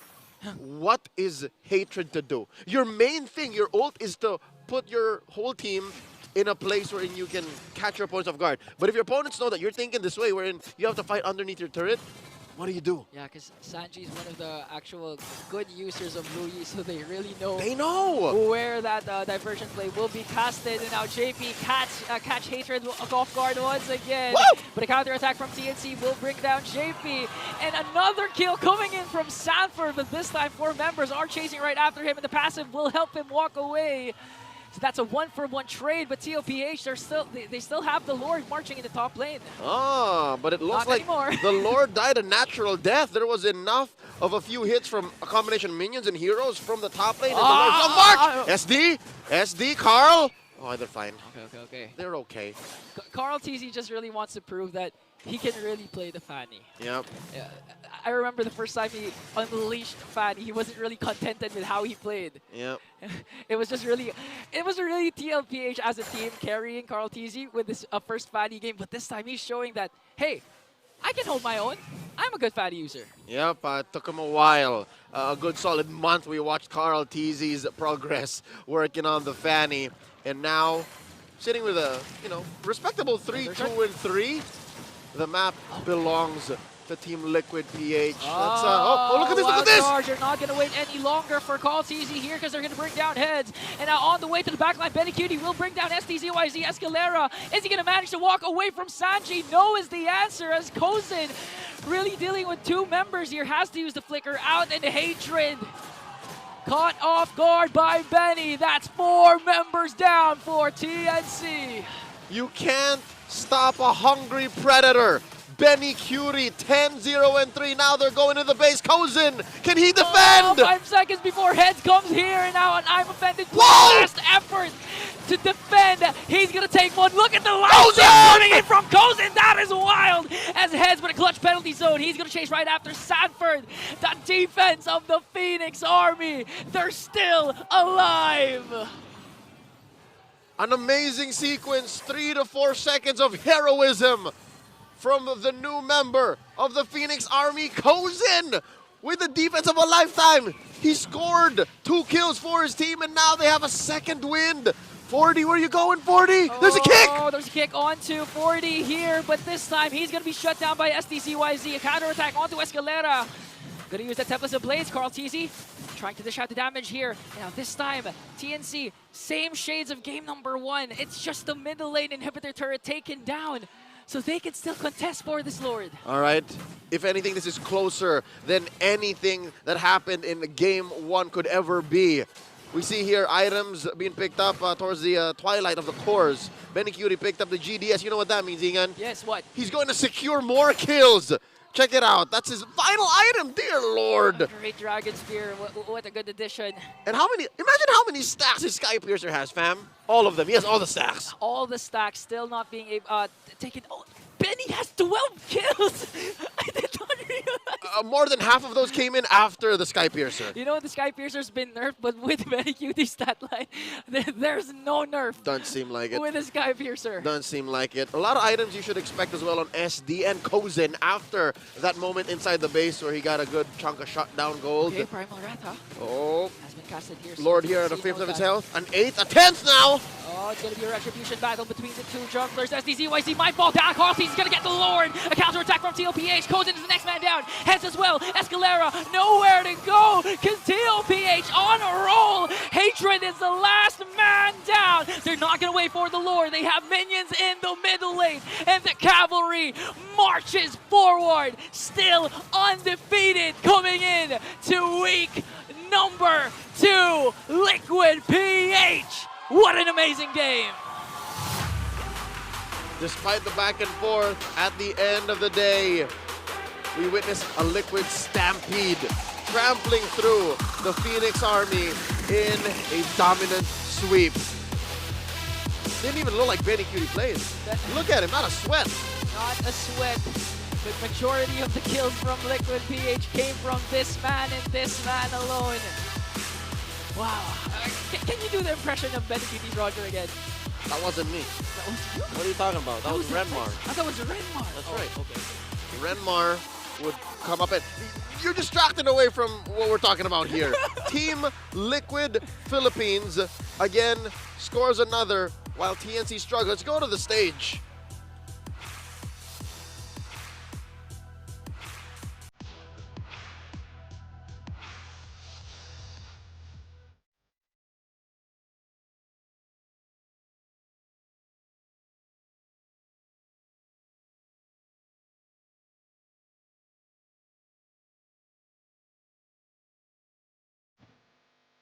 So props for TNC.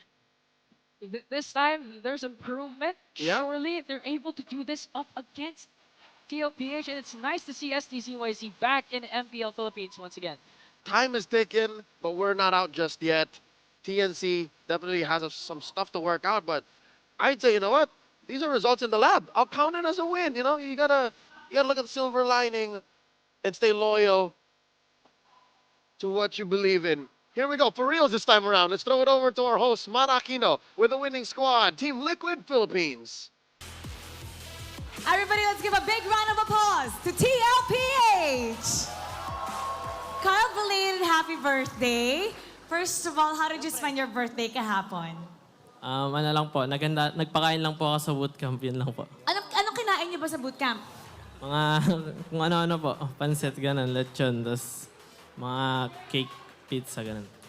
Sana naman may tira sa mga casters, pati sa amin. Happy birthday! Happy birthday! Thank you po. So, yung game number 1 nyo, it lasted 20 minutes long. Ito yung pinakamatagal na laro nyo. Bakit bumagal yung pacing nyo during that time? Siguro po medyo nagkamali po kami ng early game kasi na-invited po ako ng jungle ng early game nun eh.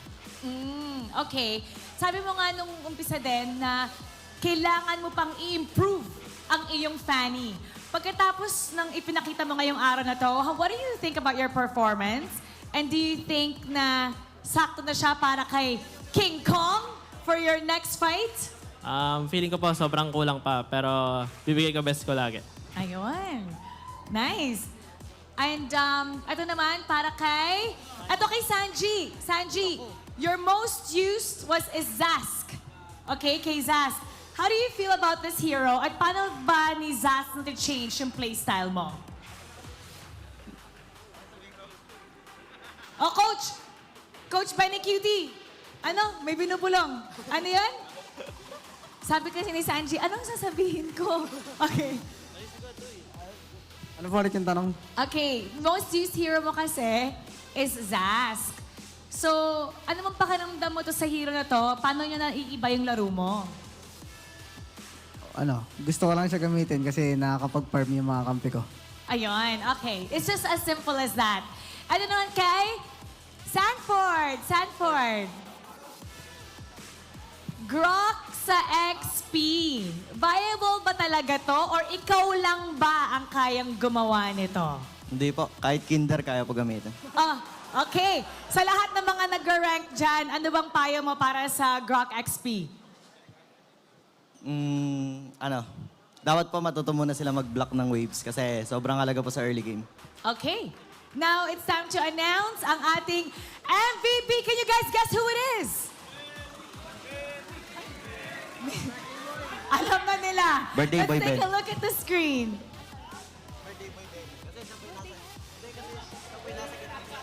Benny Cutie! Ano sabi mo kay Benny? Ano po, siya po talaga yung may birthday kasi siya po yung nasa gitna ng picture. So okay. Benny! Oh, ang ingay nila kanina, nag-cheer for you. Anong gusto mong sabihin? Maybe gusto mong mag-shoutout kay 11 also, kay Cheska, and all the fans. Shoutout sa mga pumunta. Maraming salamat sa time nyo and effort nyo. And shoutout sa family ko, kay Seska, pati kay Wanwan. Nanonood sila ngayon. Happy birthday daw! Happy birthday, Benny! And now, it's time to announce ang winner natin, ang lucky fan na magkakaroon ng 3,000 diamonds! Come on up! Uy, si Kuya. So, we pick a random lucky fan dito sa MPL for every game. Uy, magkakilala kayo? Hindi po. Okay. Hindi, magkaibigan po kami. Magkaibigan kayo! Bakit tinanggi mo na magkakilala kayo? Tapos si Sanford naman sabi magkaibigan kayo. Wala po. Hindi po kami yung kaibigan. Hindi po kami magkaibigan. Kilala ko lang po siya sa ML. Okay. Nanonood po lagi ng MPL. Every day? Apo. Okay, anong gusto mong sabihin? Sige nga, I'm gonna put you on the spot. Tignan mo sila dito. Okay, kailangan pumili ka ng isang paborito mo at kailangan sabihin mo kung bakit yan yung pinakamaangas para sa'yo. Si Cartesi po. Si Carl TZ. Punta ka, tabi ka kay Carl TZ. Bakit siya ang pinakamaangas para sa'yo? Kasi po, sobrang galing niya mag-farm. Sobrang galing mag-farm. Anong wish mo sa kanya? Kasi birthday niya kahapon eh. Happy birthday sa'yo. Ingat ka pala. Tingin ka sa kanya, tingin ka. Uy, idol mo to! Ito yung time mo. Sabi mo yung wish mo sa kanya, wish. Sana, galingan mo pa sa susunod mong nalaban. Ayan, congratulations! Once again, you won 3,000 diamonds. All right, thank you so much. You may now exit the stage. Congratulations once again to TLPH. You may now take your bow and take your walk of victory. TLPH still with a perfect record. That's gonna be a headache for every team that goes up against them. So we're gonna break it down for you and we're gonna go to our panel. Pasok. The defending champions of MPL Philippines proving why they are still the strongest team. Or if not, one of the strongest teams na kailangan pa rin gawing standard ng napakaraming teams for this season. And the MVP of that match, you've seen him. He's the fake birthday boy. I should say. Kasi yun nga sinabi ni Sanford, siya daw ang nakapresent sa big screen. Yes. But his performance is indeed for the big screen. Very cutie. Oh, you know, I have a very strong opinion about players or anyone who decides to first build Skypiercer. But Benny Cutie showed why he first built that Skypiercer, 15, 0, and 3, and it just never stopped. And because of him, the Roger that TLPH had, he was always the guy that TNC just really had no direct answer to other than the Ruby, I guess. Because TNC Pro Team's lineup don't have a hero like a Roger who could just stand there, chase people down, and basic attack them cleanly. Yung deal damage na continuous, that was Benny Cutie's role in this game. And kahit ina-expect na natin no, na yung Fanny usually yung magki-clean up because of the Lycan pounds na meron yung isang Roger, plus the fact na for sure naka-full stacks yung Skypiercer na meron siya. It has been easier for Benny Cutie na mag-dish out ng damage continuously and yung mag-clean up for the rest of TNC Pro Team. Yeah, and one thing I love about the TLPH draft is that if you look at all the other heroes besides the Edith, they are all heroes who can do things on their own. Yes. They can do something on their own, commit a play on their own, even up against two, and you should be okay. You can get something out of it or even buy time. Because of that, TNC Pro Team, their approach to this was very, what we call front to back. Kung meron ka makita ng isa, then laban. Then tuloy. While TLPH, it's okay, tumingin ka dito, pero ingat, yung gilid mo, merong naghahabol sa'yo. There's so many angles TLPH approached from. Yeah, and speaking of angles, another na nakita natin that was very stellar from the side of the cavalry is their use of Grok. Something that we don't usually see in the EXP lane. Mind asking, kung ano bang nagpaganda sa Grok dito sa lineup to for them? Maganda yung naging thought ng paggamit ni Sanford ng Grok, kaya nga nabanggit niya na kahit kindergarten, kayang gamitin yung hero na to. Parang di naman. Pero hindi nga parang hirap nga Kasi yung isa sa mga naging primary roles ng Grok, whenever the Lord appears, ibablock niya yung minion wave na paglalabasan ng Lord. Ibig sabihin na de-delay yun and may tendency na kumapal yung minion wave. So kapag nag-Lord Siege na sila, mas makapal yung wave na sasagasa doon sa pupuntahan ng Lord na yon. And kapag nangyari yon, it's easier for them to take control of the map and at the same time, makakuha ng mga necessary pushes na kailangan nilang gawin. Please, y'all, it's 2024. Quick reminder, if you ever see a Grok in the EXP lane building damage items, that's normal. Yep. Yes. Remember the thing about Grok, for every point of physical attack he has, he gets defense. So it's fine. So for the people in RG who hate on that Grok EXP lane with damage items, I don't understand. It makes sense. Sanford did it well. In Filipino, bahala kayo sa buhay. Oh, exactly. But yes, ito ang game na nagpatunay that Grok EXP lane does work, and in just a bit, di ba, maipapaliwanag pa sa atin yan lalo ng isa sa mga head coaches ng Team Liquid Philippines, and we will be seeing that in just a bit. And in terms of the lineup, in terms of execution, I know that we've said our piece, but at the same time, just take a look at the kill score, right? It's so rare for us to see yung ganyang kataas na kill score. What do you think led to that? Is it more on the team fight-centric, lahat ng mga laban na nakita natin, or just on the pick-off side? Yeah, and again, bouncing off of what Renmar mentioned kanina, no, yung mere fact na Benny was confident enough to pick up Skypiercer as his first item was testament na kaya niyang panghawakan and i-ensure na makakapitalize niya yung items na yon. And kung babalikan natin, no, Sky Piercer, tumataas yung kill mechanic niya every single time na nagkakasta ka. So plus 10 lagi. And Lycan Pounds, yung mere fact na may Lycan Pounds na nare-reset after every kill,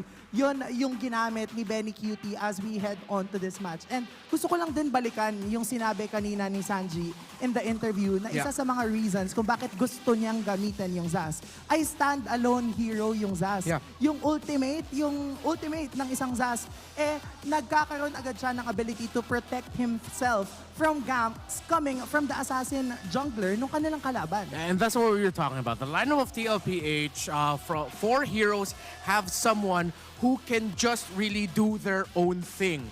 While for TNC Pro Team, they have to layer things well. And that's one of the things that we missed out on. The layering. Yes. Heads and Escalera, from time to time, even like the play of Hatred. There needs to be a little bit of a better meshing there. They could time things a little bit better because add the Ruby into the mix there, add the knockup that you can get from a Ling. The crowd control from TNC should have been enough to really give TLPH a lot of difficulty that even though they couldn't directly catch Benny Cutie would have thought twice about going in. Kasi kulang yung damage. But then TLPH really just, I feel like they did the right call for it. They were aggressive, but at the same time, they respected what TNC could have done to them. That's why TLPH took the win. Yeah, this is the reason why we would always say that 30% is on the draft, but 70% is on the execution. And it really matters the most pagdating sa mga ganitong klase ng laban, and you would really expect for them to be able to pull off those plays, knowing that they have a decent amount of crowd control and resources para makita natin yung matchup that would favor the Phoenix Army. But so far, we are here right now. Kasama ang nagbabalik na now coach na si Coach Saire. Coach, Welcome back. From Team Liquid Philippines. And of course, Mara Aquino. It's a pleasure to have you here at the panel again. Sobrang comfy dito. Oh my. Masarap I'm telling you. Masarap ba magbalik kasi sa lahat ng hindi nakakaalam. Okay, konting kwento kasi you were a player before sa MPL. Yes, Season 4 and Season 5 from Execration. Kasama ko dun sila Chaknu, Etomax, Ayun. and si Hate, si Benikit din. So kanina, okay, napansin namin, ini-expect kasi natin kanina na si Coach TikTok yung mag-fist bump. Tapos biglang new face. Out of nowhere. Okay, bakit ikaw yung nag-fist bump kanina? Expect ko si Etomax yung Ayun. Kaya ikaw ba yung nagsabi na, pwede bang ako na lang mag-fist bump? Ikaw yung nag-request. si Madam Mitch. Okay, pero eto, hindi ka nakapag-fist bump with Etomax kay Wolf. Pero si Etomax, nakikinig ngayon. Ano bang gusto mong ipalabas kay Etomax na siya yung gusto mong i-fist bump? Anong gusto mo bang sabihin? Wala naman. Siyempre dati as a player kami dalawa. Ngayon naman coach, parang masaya rin na nandito kami sa stage na nag-guide ng mga bagong player. During that fist bump kung may moment ka na magbigay ng isang sentence, isang phrase kay Etomax, ano ba dapat yung sasabihin mo doon? Good luck. Good luck! Okay, malinis. We good. What I'd like to build up on that as well. Kasi kayo parehas ni Etomax, dati kayong players na naging coach. And how was that process like para sa'yo? Sobrang mahirap ba? How was it going? Moving forward? Hindi naman. Kasi pares din kasi kaming captain. Kaya kami yung nagda-drop, rotation, macro, lahat ng mga strategies. Oh. Sino mas magaling? Ayan na. Yung nanalo siguro. Kasi nanalo. Say that you're better without saying you're better. Ito may tanong ako. Parang medyo lang tayo, side kwento. Kasi nung MDL Philippines Season 2, nakwento sa amin na apparently board top-notcher ka raw. Fourth place. Fourth place. 2014 Electrical Engineering. Oh, wow. So bakit pinili mo instead of having a profession in electrical engineering, nandito ka sa amin sa MPL? Passion ko talaga yung maglaro Simula bata pa lang ako Kaya yung nagka-chance ako naka-stable naman na, pinursue ko naman yung career sa esports. And we're so happy that you're back. True. Masaya kami na after you've pursued what you want, nakuha mo yung EE, now you're practically doing very well Yeah. dito sa Team Liquid. With a great team. Okay, which team ang susunod? Ngayon nasa MPL ka na, Season 14, ang daming magagaling na koponan. Which team ang someone that you're looking forward to na durugin? Siguro yung Bren. Oh, meron ka bang gustong sabihin kay Bren? Bren! Wala na. Okay. Wala. Sa pagtutuos na nila. Walang humble. Bren, dahil yung rivalry. Oo nga laging Bren. Second place. Laging Bren and TLPH. Sa Grand Finals, laging Bren TLPH. Inikot yun na yung buong mundo, ginawa niyong Grand Finals. I mean, at this point, diba, hindi na tayo magugulat because of how well... I'm assuming na na-brief na rin si Coach Syra with the history na meron yung Falcons AP Bren and Team Liquid Philippines, pero kayo rin. We're also gonna be briefing you guys kasi kung meron kayong regalo na gusto nyong ibigay sa mga favorite teams nyo, just like Team Liquid Philippines here and all the rest of the MPL teams, tara na dito sa MPL Arena at ilagay sa Community Hub Dropbox ang inyong mga regalo. Pwede pa namin kayong imbitahan dito sa Infinix Game Tambayan, just like Coach Syre, para maabot personally ang inyong mga regalo. And aside from that, okay, Mara, can you do a Franco hook? How do you do a skill 1 of a Franco? Yeah, how do you do it? I love to smell a good powder in the morning. Matic Franco mains, obviously, it is your time to shine dahil available na ang bagong MPL exclusive skin na Quantum Vanguard ni Franco sa shop. So hook enemies ala MPL players, ala Mara Aquino, and get it right now. And syempre, shout out din to our official streamers from hulaan nyo kung saan. Saan? Sa Southeast Asia. Meron pa. Saan pa? Sa MENA. Meron pa. Saan? Sa Southeast Asia. Ang dami. Yun lang ba? Yun lang ba? Saan pa? Hindi pa. At sa North America din. Kasi kung gusto nyo maging part of the weekly MPLPH action, scan the QR code below. Ayun. Yan. Yung tinuturo ni Auntie. Yung tinuturo naming lahat. Diyan yung iscan nyo and be an official streamer. Alright? Kasi syempre, we'd love for you guys, we'd love to have insights and gusto namin na makita yung mga reactions nyo sa lahat ng mga intense na mga laban na makikita natin Malay moving mo, forward. ma-discover tayo doon. Diba? Meron akong gusto isingit na joke na mabilis lang. Ano? Coach, dahil ikaw nag-electrical engineering ka, di ba? Yes. At nasa Liquid ka na. Ikaw ang bagong iidolo ng Team Liquid. Ayos Thank you. We leave it at that. Magbabalik. Dito ba ako Ang MPL Philippines Season 14. Kita-kits sa next match.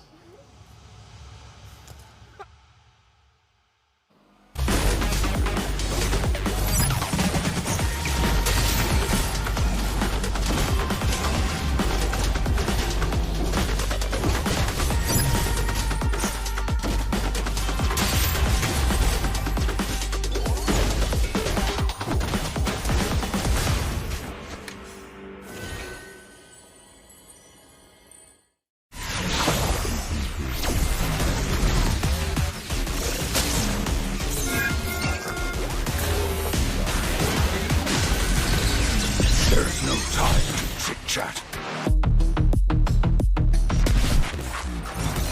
You will never learn. Mystic magic is so wonderful. Face yourself.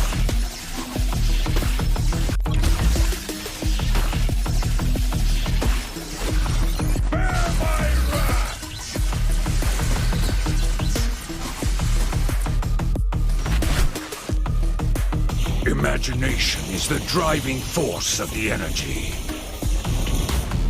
I'm not a monster. I'm a demon.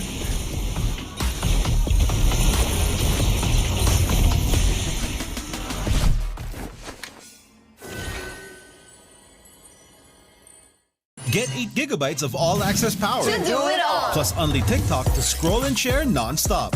Power, work, life, and more. With Smart Power all-access data now up to 90 days. Load now. No signal, no fun. If only you could switch in an instant. But wait, you can with the Smart eSIM. Backed up by nationwide coverage. Get your Smart eSIM now.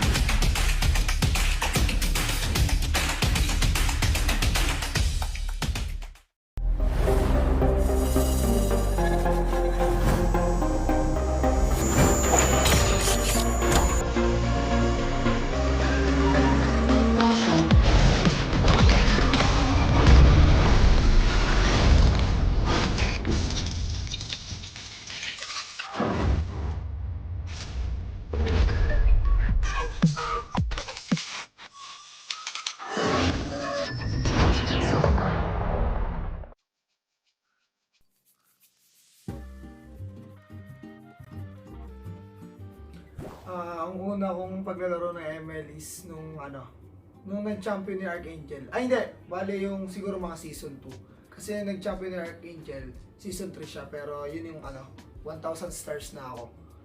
So, siguro tingin ko mga season 2 ako nag-start ng paglalaro ng ML nung MPL. Ng MPL mismo. Marami kasi akong naging pero yung pinaka hanggang ngayon na nakakasama ko si Edward. Kasi si Edward, nakakalaro ko si Edward since nung mga, pa kami, doon pa kami sa Bataan nagto-tournament. So siguro si Edward kasi siya yung pinaka naaalala ko na nakakalaro ko dati, na nakakalaro ko pa hanggang ngayon. Tapos ka-team ko pa. So si Edward. Siguro yung best MLBB memory ko, dalawa. Parehas first time yun. So yung season 6 nung nakapasok kami ng MPL sa qualifiers ng MPL. So para sa akin sobrang pa rin siya. Sobrang saya at naalala ko pa rin yung moment kung paano kami nag-champion doon kasi sobrang tawag dito. Talaga nag-prepare kami ng sobra doon. Tapos yung isa yung M5 kasi tawag dito yun yung first time ko na international na ako talaga yung lumaro. Tapos kasama ko pa yung tapos bagong team pa kami. Kaya para sa akin sobrang memorable niya. Marami rin siyang nabago sa buhay ko. Kumbaga, part din talaga siya ng buhay ko ngayon kung bakit nandito ako ngayon, kung bakit si Renny J ako ngayon dahil din sa ML.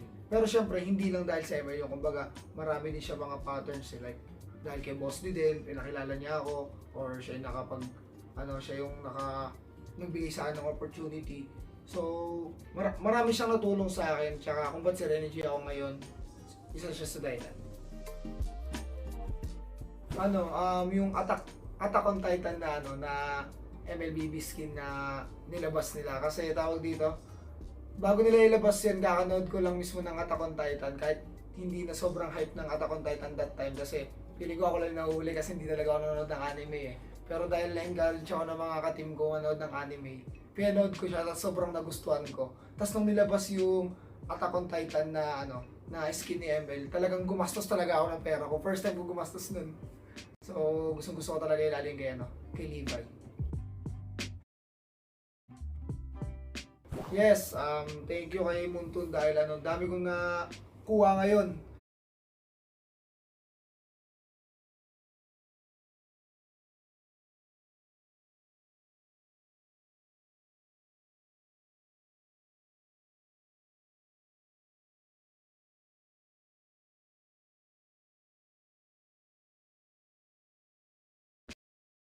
What we can achieve, lacking every be the stars, ang lakas ng Pinas. We unite, be the stars, ang lakas ng Pinas.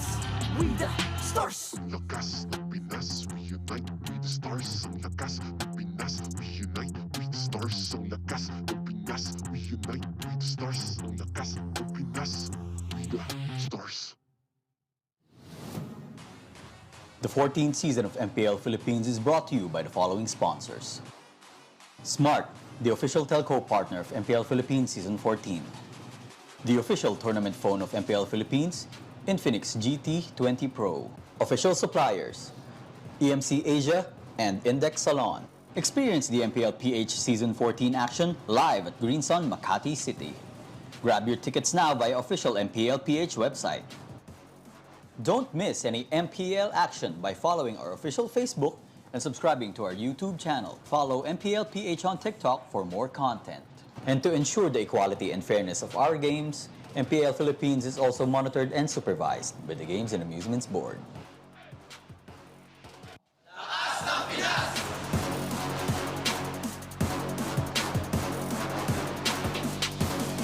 Lakas ng Pinas!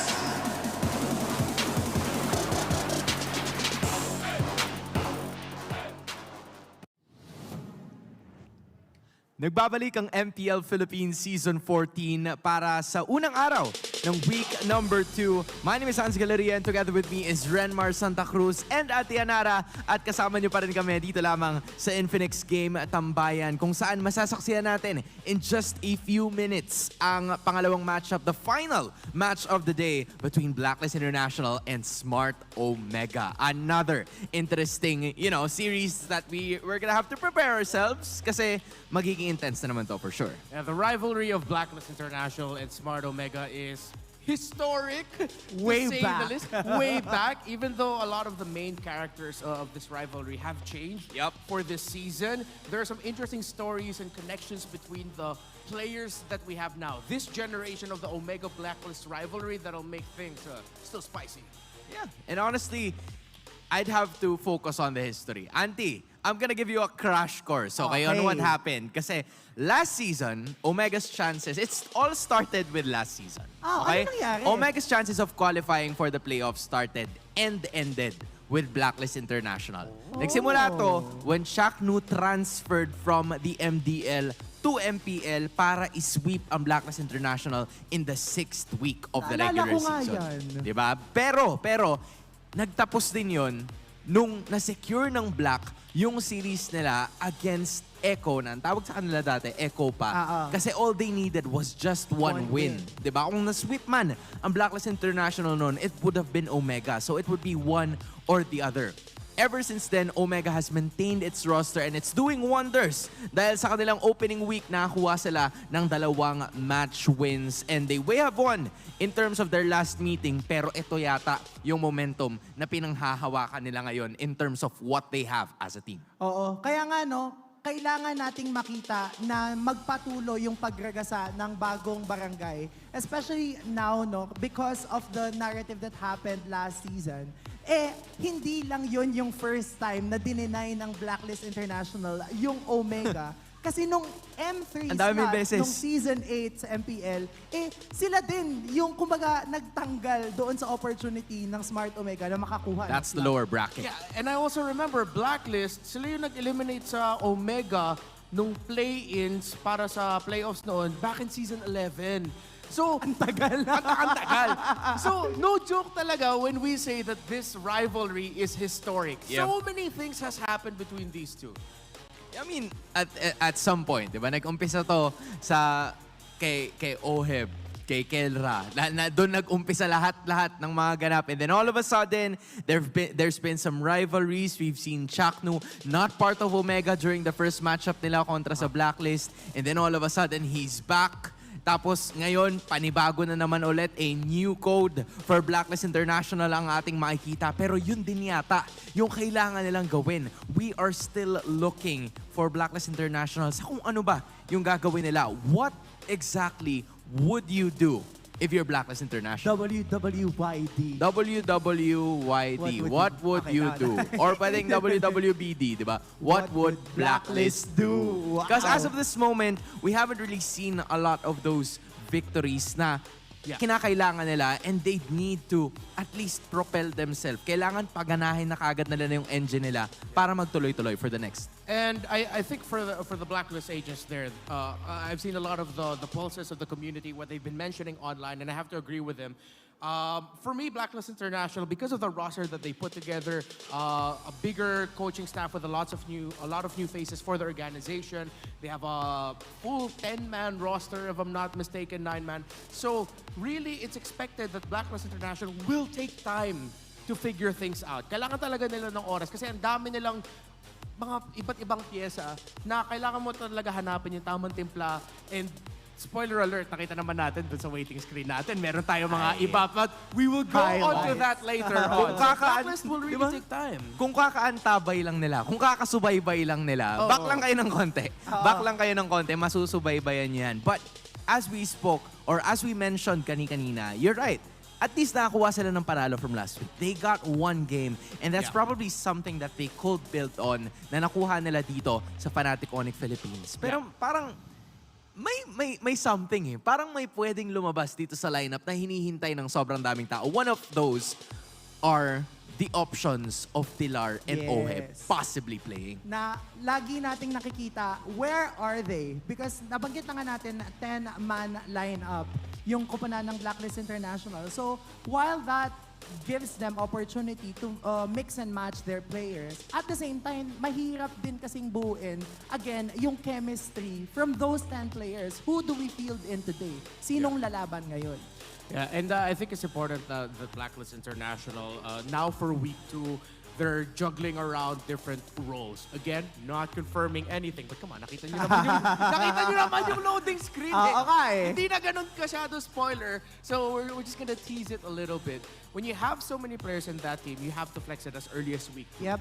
How many times before in the history of MPLPH we've seen big teams not field new lineups until week 3 or week 4, and then suddenly middle of the season, you're wondering why, how come it took that long? Yeah. So it's good that as early as week 2, they're already considering rotating some pieces around. And that's important, especially when you have a historic rivalry up against Omega, because that's one of the mindset things for teams. It's that, okay, if we're going to try something new, we'll do it against our rivals. Because that gives them that extra buff. And that's not us just saying things. Players have been vocal about that before in the past. How would you feel if you went up against DLSU? You'd be inspired, right? As someone from Ateneo. True. And alam mo yung ganong kind ng He's from Lasal. rotation. Exactly. Yeah, Kaya nga wala akong comment eh. Tapos ikaw USD. So iba-iba tayo. That's exactly why I'm here. Okay, we wear different colors. But hey, you're wearing my school's color. Oo nga eh. Continue. Sorry, eto na nga. Yung ganong klase, especially now, more than ever, urgent na week 2 pa lang makapag-recalibrate na yung team. Why? Kasi nagbago yung point system natin. Hindi na tayo kagaya before. Good point. Na as long as makakuha ka ng game, you get a point. Now, as long as you get a series win, that's the only time that you get a point. So medyo mas mahirap makarank up ng points now. Yeah, and I think one of the biggest X factors here is that if ever we will see Exort playing for the side of Blacklist International. If ever. He's going up against his former team. That is an Omega roster that he's very familiar with. He wasn't there when this roster finally took into shape. Actually, he was one of the players that was sent to MBL. So that they could bring up Andoryu around week 5 heading into week 6. So the experience of Exort coming from Omega should play a factor here for Blacklist International. Yeah, and not only for Exhort, right? Because all or most of the players, I believe except for Mark TZ, has had experience playing in the MPL that we've seen for the longest time na itong mga pangalan na ito, kung baga, napupunta sa iba't ibang teams, they've showcased what they can do, and posible na makita mo sila dyan, di ba? Yung mga manlalaro, minsan lumalabas yung ulo nila dyan sa side na yan. So just in case na hindi nyo nakita yung waiting screen, it is a possibility na yung mga nabanggit nilang players are the ones that are gonna be playing today. But on the other side, Smart Omega not really having a lot of changes since last season. What do you think is the reason why they are performing like this? Ano ba yung sikreto? Or hindi man sikreto, what are your observations regarding this team and how they're getting the win? Pinag-usapan natin to last week when Mara was here. And I think one of the key factors talaga ay yung fact na Andoryu regained his confidence na we weren't able to see last week. And then the fact na even Chaknu, now wearing the hat of being a captain, mas bukod sa fact na mas magaling sumagot si Chakno ngayon sa interview, mas grabe yung pagka-well-rounded ng paglalaro ni Chakno na not only does it help the team, it also adds more chaos to the already chaotic playstyle of Barangay. Yeah, and to pair up with how well Chakno has been doing, I want to acknowledge this headline. It's Atoy Army against the Dil Army. You have to give it. You have to give it. If ever, not confirming anything. Wala pa. But I'm a Ryota fan for this season. The 2 games that we saw him play in, it just seems that he really understands his role for Omega in the team fights. Whether he's going to be peeling for the backline, whether he's going to be the one initiating, followed up by Chakno. Ryota's just been so good. The EXP lane for Smart Omega. You know, it's funny because they both came from Onyx Philippines. And then Fnatic Onyx Philippines. And then all of a sudden, they're here. So, kumbaga parang ito, makikita natin yung scrim nila. Or hindi ba sila naglalaban pag scrim? Well, we're about to find out because it's gonna be Blacklist International versus Smart Omega in this final series. MPL Arena for the last series of the day. Please welcome our marshals on the stage right now. It's Ems, Wilbert, Pat, and JJ.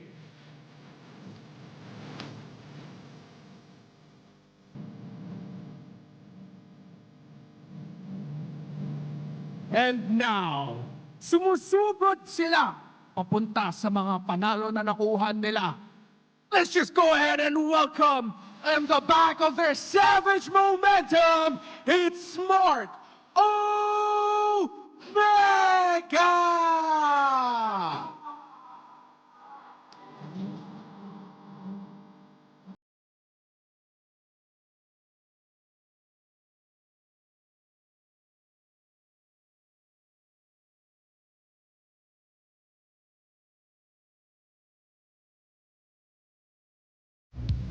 And across them are their rivals, walking down the stage, returning faces, looking to add another chapter to this storied rivalry. Welcome back to the Philippines, Delar. It's Blacklist International!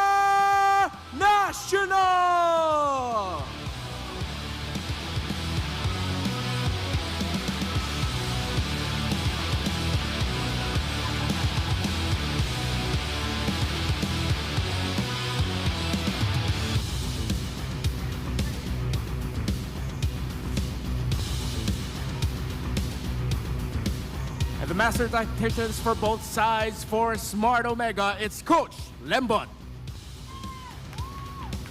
And for Blacklist International, it's Coach Bonchan.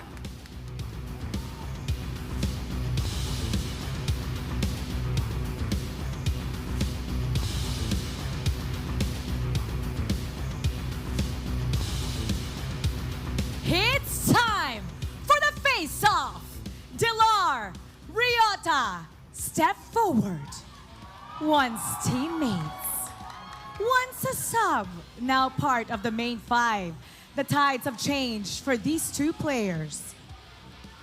Ryota, ano ang palag mo kay Delar? Eto.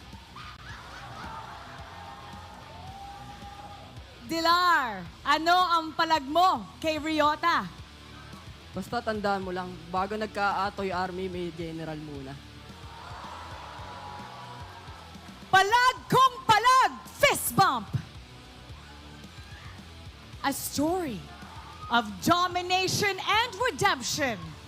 Who will reveal the hero within? It's time to find out. Casters, pasok.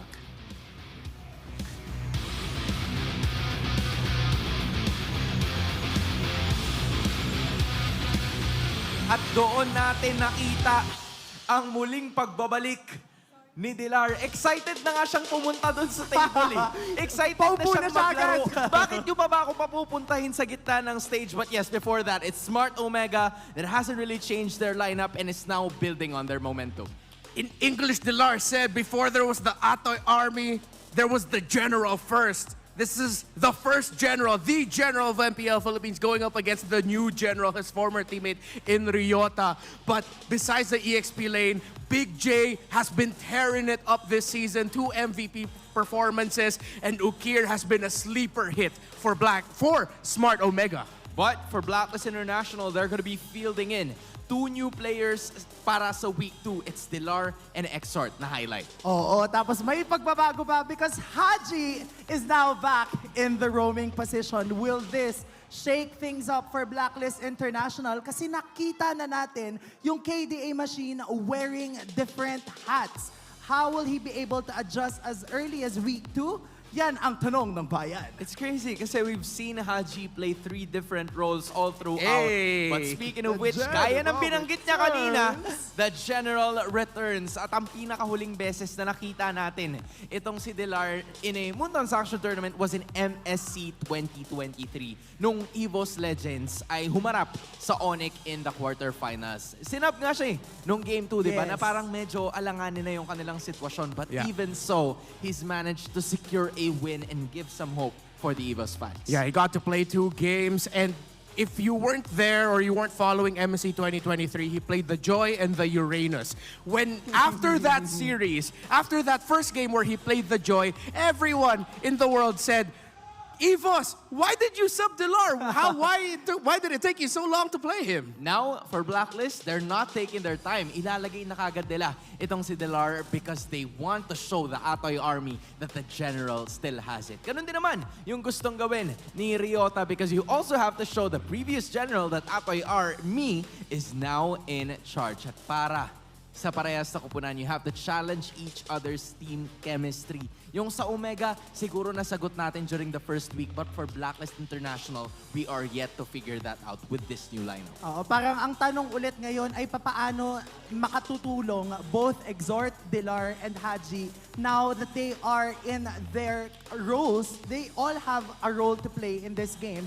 And kung paano masishake nun yung mga kaganapan as we head on to game number 1. Again, this is a battle between the new generation and the old generation. Who will prevail? I just have to say, though, we have to acknowledge it that, for me, Ryota's coming in here the favorite. It's Delar that's the big underdog because even though he hasn't really achieved like crazy heights, hasn't won championships, Ryota has been consistent, slowly bubbling his reputation in MPL Philippines, and even fans from other regions see Ryota as someone to really look out for. So for Delar, it could be a rough welcome back to MPL Philippines going up against a long-time former teammate. Kasi ang kaganapan, no, Ryota has been consistently playing, pero nakita natin si Delar take a pause in playing MLBB professional tournament for a long time. So again, ang nagiging katanungan ay kung magiging ready ba, not just Blacklist International, but the entire squad of Smart Omega sa pagbabalik ng General. You know, you're right about that. Kasi for a while, right, we've seen Delar nanonood nung Season 13 playoffs. And alam nyo, hindi na ako naniniwala pag sinasabi ng mga players na nanonood lang sila. Kasi, tingnan mo, ganito rin yung ginawa ni Rene J at ngayon, or before siyang mapunta ng Blacklist, and then now he's part of Aurora, and then Delar's doing the same thing, but for now, we're gonna be looking forward into the draft to check out kung ano ba yung posibleng i-pick up ng dalawang teams na ito. It's side of Blacklist International on the blue. Meanwhile, red naman ang kukunin ng Barangay. And pretty scattered yung bans natin ngayon. Yeah, Jushin first phase ban signals that Blacklist International baka iniisip nila yung Zask as the first pick. So tingnan natin if Omega will go towards the bans of the Moskov, the Roger, the Zask, one of those. And now, no, nakikita natin na ang dami ding pocket picks bukod doon sa mga nabanggit natin ng kuponan ng Smart Omega. So definitely, as we head on to the second phase of the draft, the likes of the Hanzo, even yung Hylos. Oo. Pero meron pocket picks din yung Blacklist International. They made the Bane Mathilda work. Yes. So that's something that Omega still also has to respect. So the Zask gets taken out. So are you gonna get the Moskov? Are you gonna get the Roger? The usual first two picks that we see. I mean, at this point, gusto mo na medyo flexible yung options mo, and that's exactly what Blacklist International is gonna do. Roger that can go into the jungle or gold position. Smart Omega could possibly have an answer. I'm feeling Edith Ruby, something along those lines. Yeah, definitely maganda yung dalawang heroes na yun. Or they could also veer towards picking a Teresa for Atoy R. Yeah. Priestess of Primal Edith. Lightning, the hunter of all the evil gods. Yeah, I mean, at this point kasi parang iisipin mo rin na you have to keep your opponent guessing. Edith, still quite a flexible hero here. Could go into different positions. Same as the Roger. So both of these heroes or both of these coaches, parang iniisip lang nila kung ano muna yung posible nilang i-pick up. But that is a quick one. An Aurora for the side of Smart Omega. Yeah, and gusto ko lang din banggitin, no, kagaya ng nabanggit natin nung unang serya ng araw na ito, isa si Aurora sa mga heroes na anti-assassin because of the Frigid Glacier. So definitely, that closes off the books for the side of Blacklist International to instantly pick an assassin without knowing what's next for them. Yeah, they can play safe, go for EXP. And, they take the high loss away from Omega and they pick up a Valentina. I'm not going to completely turn off the idea of a high loss EXP instead of a high loss roam. This might actually be going to the hands of Delar. I mean, usually nakikita natin dito kay Ryota is he's the one who's usually the sponge, diba? He doesn't make the flashiest of plays, pero he's the kind of player that kind of like takes all of the damage para Chakno is gonna be enabled to use those setups para magkaroon siya ng espasyo to use those setups to give a better time for his teammates. But now, a final pick of the first phase para sa Barangay is gonna be that Claude, something that we've usually seen before from Big J.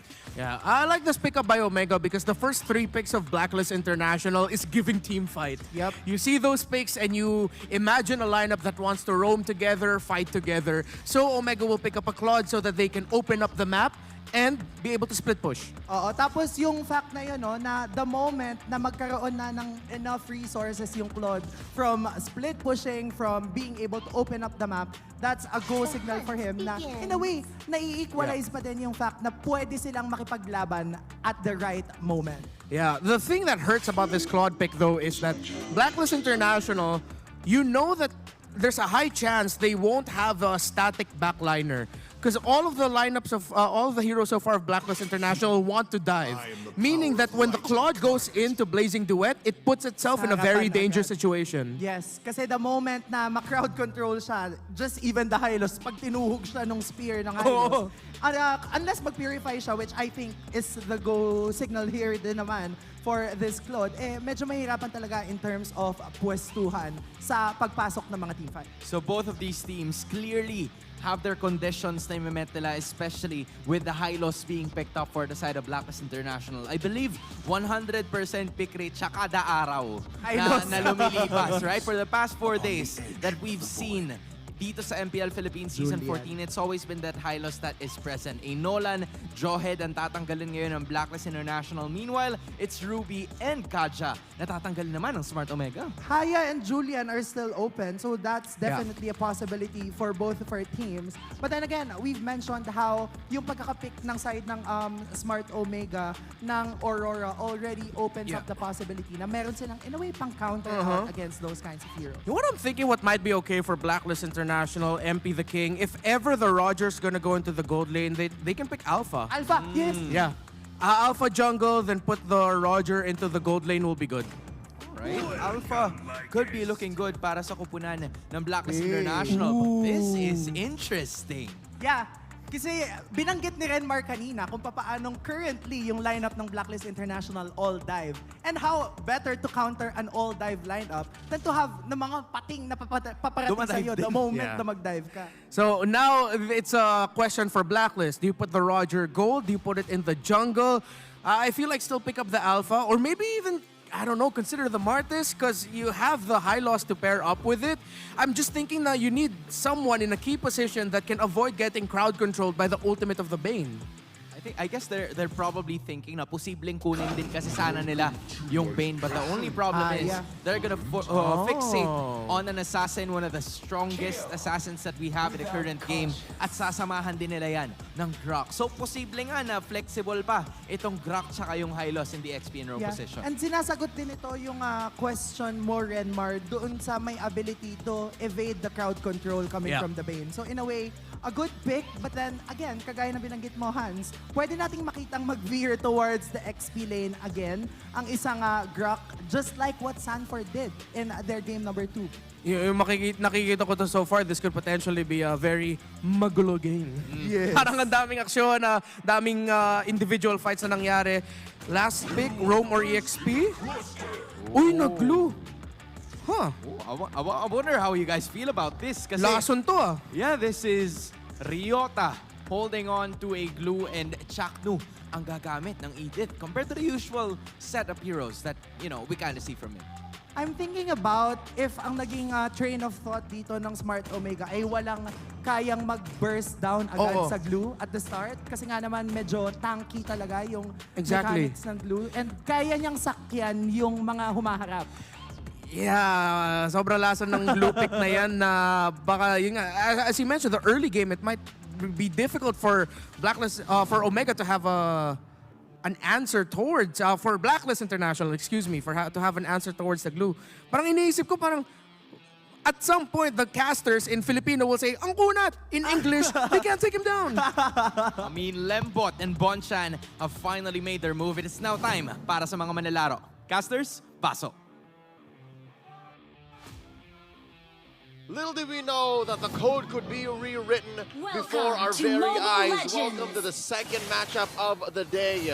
It's Blacklist International facing off against Smart Omega. Leo here at your service, alongside Jose Ingan. Man, I didn't think you could see Haji still switch up mid-season. Haji, he's shown that he could do it. Mid-season, after every season, it's always something new for Haji. But still, he was able to evade that death with the flicker. That's a costly flicker though for Haji. Old school pickups here. And check it out as well. You have the story of Ryota versus Dilar. The return of the general! Oh, talking about it. Ryota's drawn first blood. There is a new general, new captain. So far, Ryota really performing well with the glue. We didn't expect glue to be picked right now, but knowing Omega, they've been showing us different kinds of heroes. I mean, who could have thought Andoryu picking up a Hanzo in week number 1? There's a lot of new stuff Smart Omega's bringing to the table, and that's the reason why they're one of the hottest teams going into Season 14. Tied off with Aurora, in my opinion, after week 1. Now going into week 2, off to a strong start once more. Despite the drawn first blood onto the KDA machine, look at this, Blacklist still up by about 200. I wonder what that spells for the side lanes. We got a lot of action up top again. The Ryotarmy versus the Dilarmy.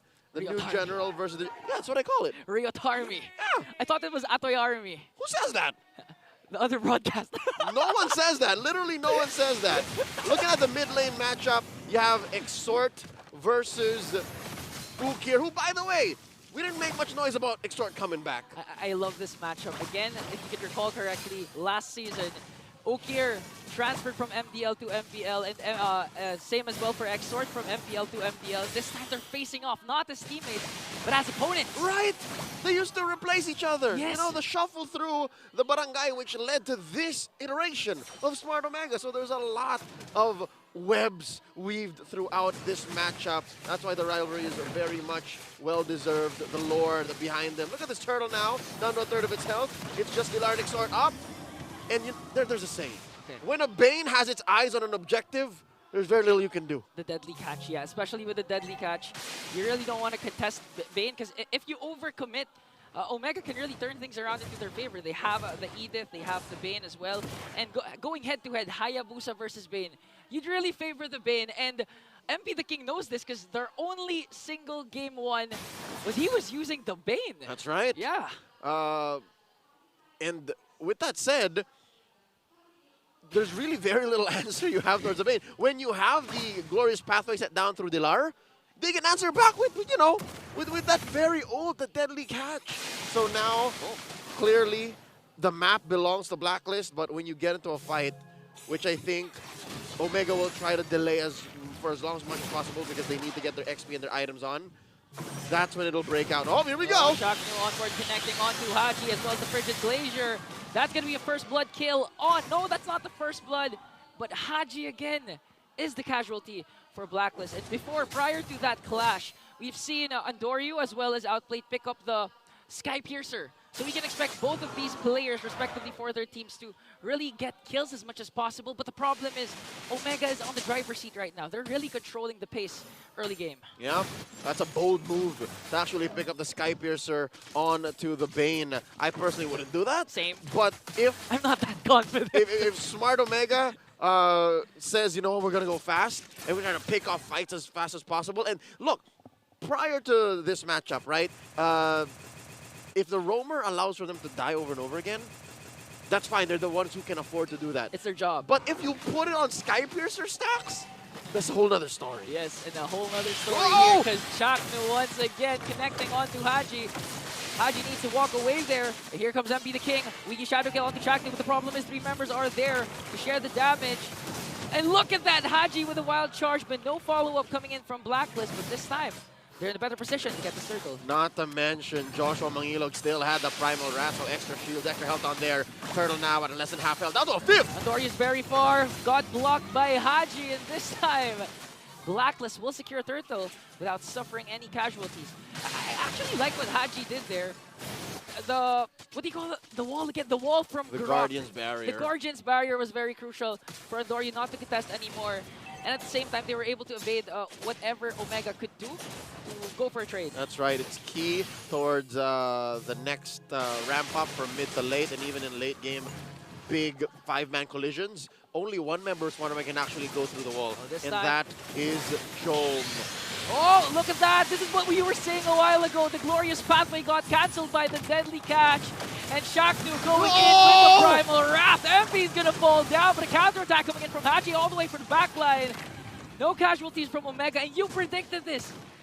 Even if you have a glorious pathway from Hylos, one deadly catch from Andoryu is enough to disrupt the aggression of the agents. And not just the deadly catch. I mean, you also have the threat of activation of the Primal Wrath. You know, you're clumped up together, you take a lot of damage. You also have the Frigid Breath. You literally lay down a lot of deterrence to this one-time, big-time ult of, oh man, look at that. As if it wasn't enough that you throw away the big ult. Oh, MP also goes down! MP goes down, and the only person that the Wiki Shadow Kill connected to was Ukir, who still had the Pride of Ice. Exactly. So there was really no trade for Blacklist that time. Although it was a good effort for Haji to go for the clash, it was just that Shaknu was ready to dive in. The Onward plus Primal Wrath combination was able to take down MP, and so far, MP not having a good start. But at the same time, he didn't pick up that Sky Piercer, so that death isn't that much detrimental so far for Blacklist. In the downtime between the first and the second match of the night, I was going through social media. I was looking at what our friends online were talking about. Yeah. The meta seems to favor layering of skills and just resources on resources. And the first match was one off of that. Here, I think I can say the same thing. Is because look at Chaknu, right? Chaknu, the single most effective... Oh, here we go! See what I was talking about? Chaknu! Frigid Glacier to finish off LP the king, but the clash is not yet done. Job going in with the Blazing Duet, connecting onto Haji and Exort as well. And look at that, Rihanna's gonna fall down in the hands of Exort. Was that a worth it trade for Omega? I mean, they knocked them all out of the face of the turtle, and they're still going! Once again, catches him with the onward combination. Outplayed is gonna fall down. No MP the king in the picture. That's why Omega got the turtle. Wow! Oh. I remember Shaknu. Exactly, I was just talking about Chaknu. You were talking about Chaknu. In a single bush check, he was able to initiate on Blacklist and force the agents, the code breakers, to respond off kilter, which then resulted to a free turtle on Omega, plus, oh my god, plus the cherry on top. Johnville, my boy, outplayed, got caught by the tail end of a deadly catch. Look at that! Look at that. You know, every viewer here should watch what you're saying, because previously in the last series you said that the game's not... no clashes were ensuing in game number 2, but the moment you said that a major clash happened, now this time you were pertaining to Chaknu, and then Chaknu made an amazing play onto MP. It's what they call caster curse, but in my case, it's the other way around. Look at this, Haji still doing what he's trying to do from the very first minute of the game. Off camera, a push by Big J, a turret down for the Barangay. I'm wondering now, like, what's the alternate approach for Blacklist, given that Omega have blocked out their major in, right? Through the front lines, through the Glorious Pathway, through the Wild Charge, Guardian's Barrier. Like, what other angle could Blacklist find? Because Omega seems to have all their bases covered. It's really a split push coming in from MP the King, or even Outplay, and at the same time, make sure that Dilar actually soaks up all the damage and utilize that Hylos with the high HP. Because so far, no one's gonna burst down Dilar. I mean, you have to wait for the power spike of Joe. Later on, there's no natural tank killer like a carry, so Dilar, you should really utilize the Glorious Pathway. Whoa! Chaknu walking side by side, parallel to Haji. If that went any other angle, would have been a flip over to Haji, and we could have been looking at a crumbled out Grok. Another angle to look at it then, yes, you're right, Ingan. I think one thing that Blacklist has over Omega, despite the 3K gold lead, is they're a more sustainable lineup. Like, they can take fights much longer, especially after Smart Omega lets go of all their big-ticket ults. Plus, they have the Revitalize, so they can actually always counter-engage once again. And they heal together. They heal together. The Ube is still there. Agents stronger together. Then this time, Dilar soaking up every single damage.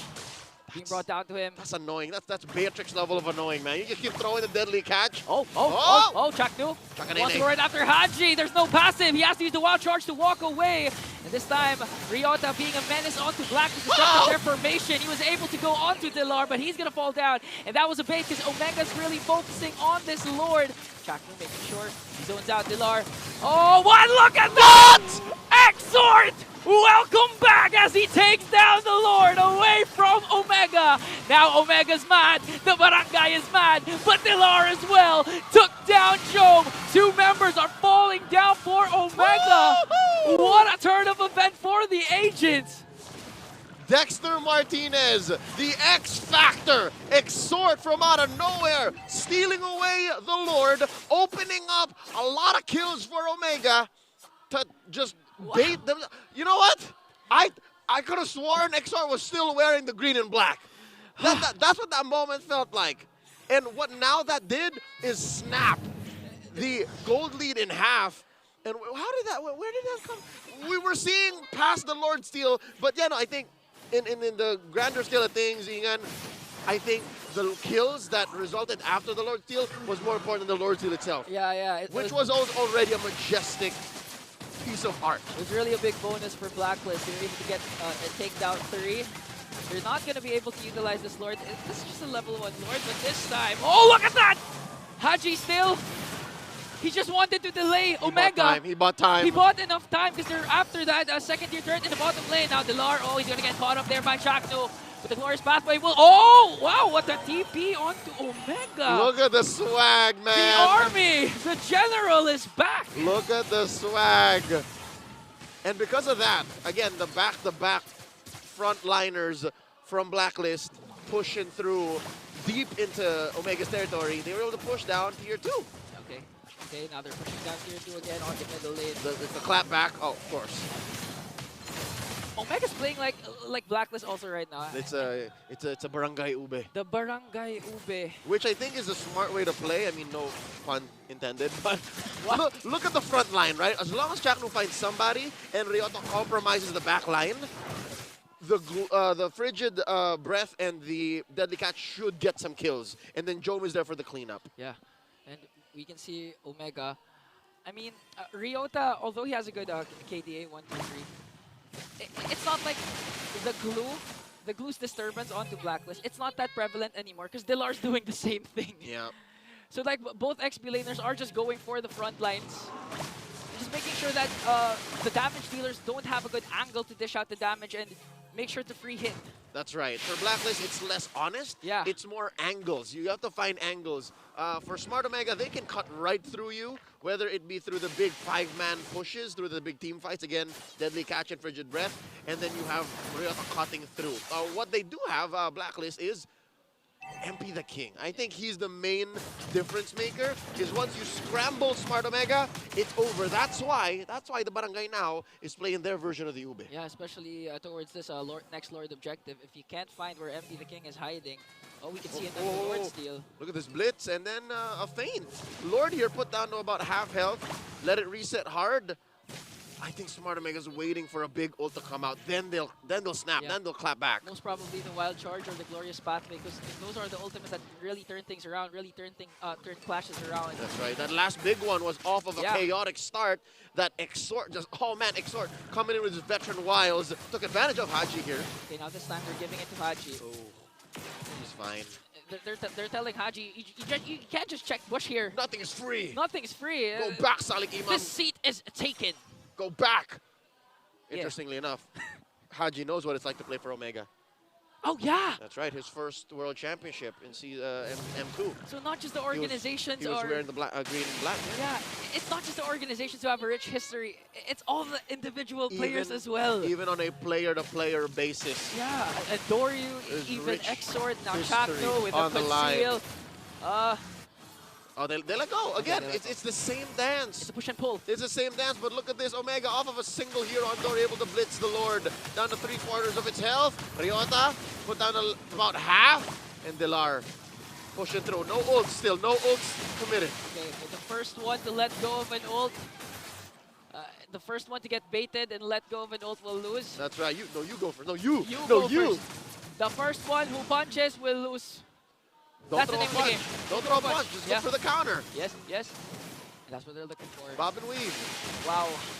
Oh, wait. We're approaching the point of no return, Ingan. Look at this. The Lord here down a third of its health. And it's a soft reset. Not about half. Great bush control here by Dilar and Exhort. Wow! Oh, they first hit down the Lord, and now Blacklist has to answer because they have no trade. Ryota was able to escape despite the glorious pathway. The Ryota army erupted. Do you see that? I could have sworn he was dead. Wow! He saved that flicker for the most crucial time. And I think there was a proc of the Brave Smite at that last moment that gave him just a oh my god! Wow, Blacklist has to revitalize, but Ryota still. It looks like I cannot explain what happened with Ryota. That was amazing. That was a micro moment in a pixel perfect move. In a masterpiece of a fight. Again, 4-8 here. About 2,000 gold. Smart Omega is ahead, but Blacklist have found their moments here. And now they have to pull out another one. Huge one. An enhanced Lord crashing through mid. Joe has the malefic roar. Dilar has to commit that glorious pathway. Save this inhibitor turret in the middle lane. Ryota goes in with a split. Who is he going to catch? Outplay still dishing out the damage here. Lord still alive. Ryota! Oh, Ryota will fall down. What a good pickup here from MP the King. But Barangay still wants to focus on the objectives. Going in the inhibitor turret on the top lane, but I think Blacklist is going to be able to defend this. But Haji says, no, we want to answer right now. Wiki Shadow kill. Patrick Glacier is dead. Dilar's going to get caught up in the mix of everything. And now Omega, all of a sudden, is back on top. Amazing space discipline by Andorio. That's one of the main weaknesses of a Bane. You're not as mobile as you'd like to be, but if you can bob and weave, kite through the effective damage of your opponents, you're basically a god. Look at this. He's rocking Sky Piercer, 5 stacks on it, maybe 2 or 3, depending on how much time you put on there. A Malefic Roar, Brute Force Breastplate. He's fully built. Like they can take anything they want now. Oh, Haji in with a wild charge. Oh, then they catch. But still, Omega gets the inhibitor turret onto the top lane. Now, Andorio is really being a thorn in the neck of Blacklist. Every single time the deadly catch can be casted, he casts it right away. And Blacklist knows, especially since MP the King is playing among the ranks. A Bane in the hands of a very, very proficient jungler with a team that's willing to lean into it is a thing of beauty. Look at this! Oh, Haji's gonna get caught up again with the Earth Shatter. Immortality will be Bob Ryota doing the split. First man down is Haji. Glorious pathway just to escape. And now Omega, they got minions in the bottom lane. I think they can take this game away from Blacklist. This is the call. Joe working on the orange buff. Might be the pied de resistance. Huge wave in mid, looking to clear. Deadly catch! Got once again, but a conceal onto the backline. Frederick Glacier is there to bring down the General. 5 members of Barangay are still here. Minions onto the bottom lane. Now Blazing Duet coming in from Joe as they take game 1 away. But look at Outplay, still on the attack. Omega manages to break the crystal and break the code. So that smile on Andorio's face. He knew that the Barangay had it. He knew that the saying rings true. It's very difficult to face a Bane that has eyes on an objective. That steal pick away from MP because Andorio knows that MP the King's gonna pick up this Bane. And Andorio performed well with the Bane. Once again, that's game 1 going over to Barangay and throw it over to Anthony's game tambayan for the breakdown. Good draft, good synergy, and goods na goods pa rin ang Smart Omega as they keep and hope to keep that streak of matches alive as they win game number 1. You know what's funny? Our question was, how is the Claude gonna enter the team fight? But that ended up becoming, how will Blacklist International enter the team fight? The Hylos, the Glue, the Bane together, they couldn't get close. Yeah, and nabanggit ni Renmar kanina no, na kailangan na makakapangansel dun sa Claude. But the only response from Blacklist International was the Grok. And napupurify agad yun easily yung wild charge ni Haji using that rock. Madali siyang napupurify ni Big J. Kaya naman grabe yung pagwawala ng Claude sa dance floor na kahit nasa gitna siya, it doesn't matter because there were 5 of them there. Chakno, di pa tapos. Chakto. Chakto na. Dahil ikaw ang MVP ng game number 1. Just really dishing those assists para sa kanya mga kakampi. You know, a lot of people are asking, why do the casters, the talents, they seem to praise Chakno a lot? Come on! That game, it looks like he single-handedly stopped every rotation of Blacklist International. He was always in the right shrubs. He was always in the right position. That even Brigida and Chantel on the Filipino broadcast pointed it out. I'm sure Leo and Ingan said the same thing. Chakno just was always there. The Mamba was always ready.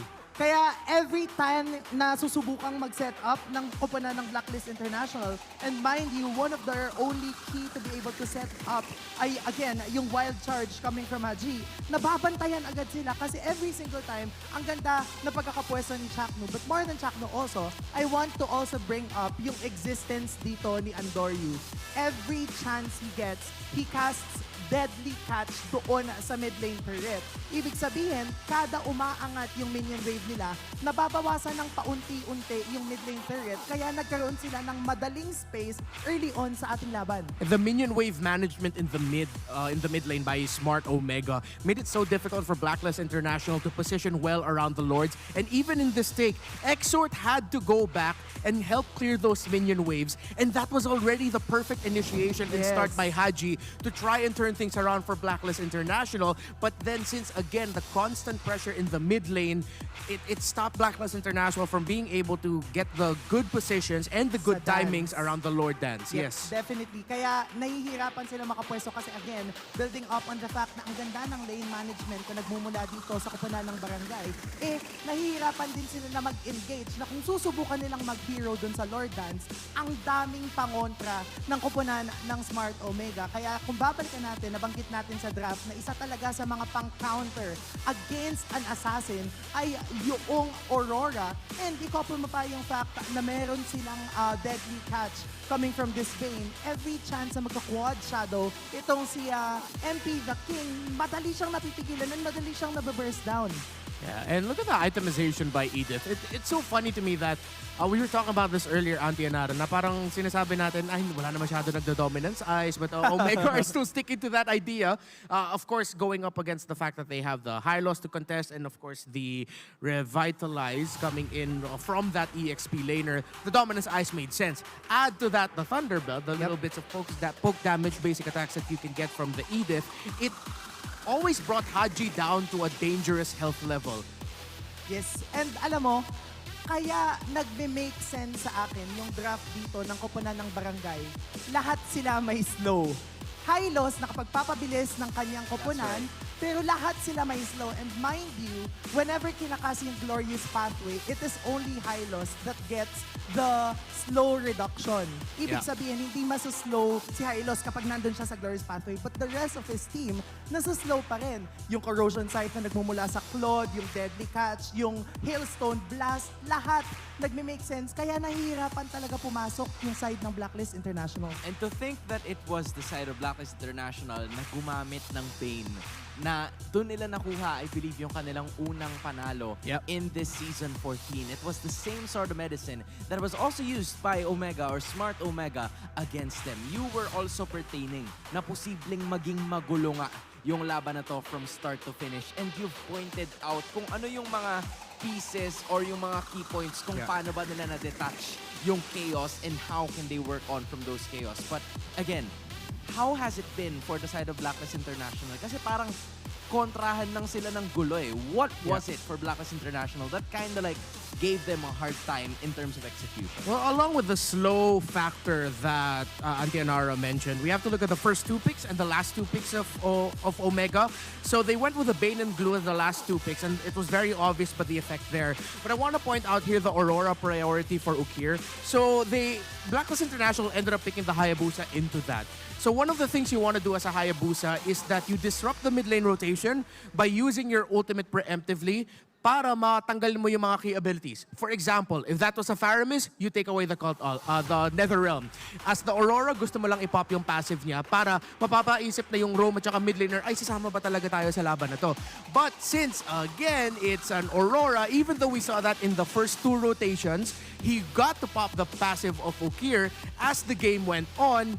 Since he got pressured in the jungle, Chakno was always just covering. They couldn't do that. They wanted to build an advantage before a team fight even began, off of the back of the Hayabusa, off of the back of the Grok, but Omega did not give that. Yeah, and this is why you guys were pertaining more on like the alpha pick on rather than the Hayabusa. Kasi kahit pa paano, posible na makalaban pa siya in some of those certain situations. But Hayabusa does, you know, deal a ton of damage, pero going up against probably Igloo, it's kind of like a little difficult for them to execute and maneuver sa mga ganong klase ng galawan. And that, aside from everything that they've mentioned, are the reasons why the side of Smart Omega got the victory. Ingan's right over there, and I'm sure that you're gonna be seeing him again in the English broadcast. But for Blacklist International, back to the drawing board. Ang kailangan nilang gawin dito, they're just gonna have to reset. And I'm sure na kayo din kailangan after a really good matchup. Kasi ngayon, it's gonna be Mara Aquino together with our community. Mara, what's up? Kasama ko ngayon ng mga fans ng Smart Omega. Nasaan na mga fans ng Smart Omega? Hindi lang yan. Katabi ko dito ang kanilang super fan. Angie, kamusta ka? Hello po. I'm very, very happy today. Okay, so sabi mo nga kanina, super fan ka ng Smart Omega. Yes. Meron pang green flag dito. Sino Proudly sa kanila? wearing green. Sino sa kanila yung talagang sinusuportahan mo? Siyempre, sino pa bang magaling na mag-entry sa kanila? Chakno! Chakno! Alam, nakaka-impress naman talaga si Chakno. Sobra po. Ngayon, captain na siya. What do you think about that? Siyempre, I know that his leadership talagang kitang-kita naman sa first game na panalo niya agad. Ang easy nga eh. Akala nga naman, kinakabahan kami kanina, pero kitang-kita with his leadership, whenever he entries, he goes in with confidence. Goes in with confidence! Okay, paano ka nga ba naging super fan? You know, aside from, you know, watching them, syempre here in MPL, supporting them, and inviting my friends, I took it a bit further. Kasi po, me as an aspiring teacher, we guide kids and we actually build an esports guild. Oh, wow! Yes. Saan school to? Pwede ba i-disclose? Sige. Pero pwede pala yun, teacher ka. So Yeah.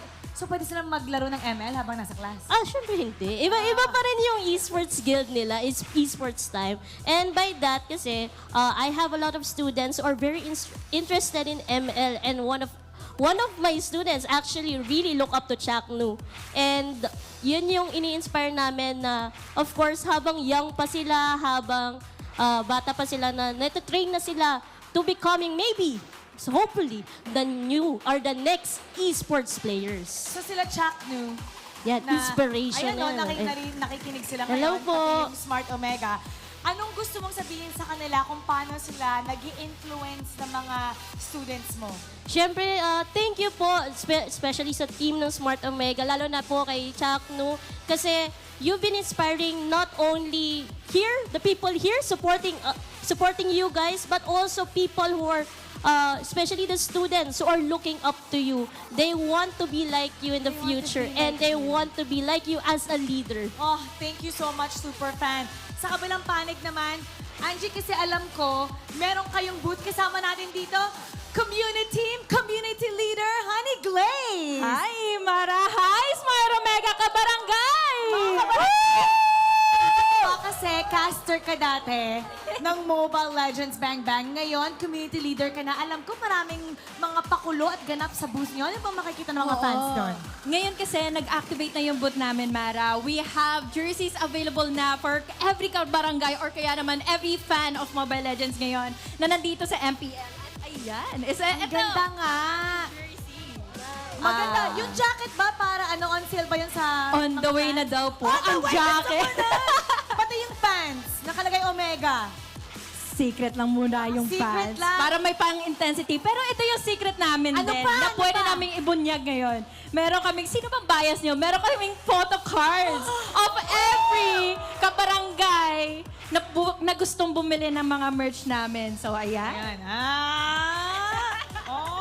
Para siyang galit dito. Ayaw lumabas niyan eh. Ano to? Lahat ng mga players nandun or tigi-isa ba? Tigi-isa. Kasi meron kaming pakulo sa booth namin na kapag bumili kayo ng merch, pag bumili kayo ng jersey, hindi nyo malalaman kung sino yung pwede nyo makuha. Oh, so surprise. Yes. O, paano ba masuportahan ang Smart Omega? Ano yung mga Facebook, social media? How? Yan, pasok po kayo, sali po kayo sa ating community group. Meron po kami dyan on FB. You can also find us on every social media at Omega Esports PA. Oh, gusto niya yan?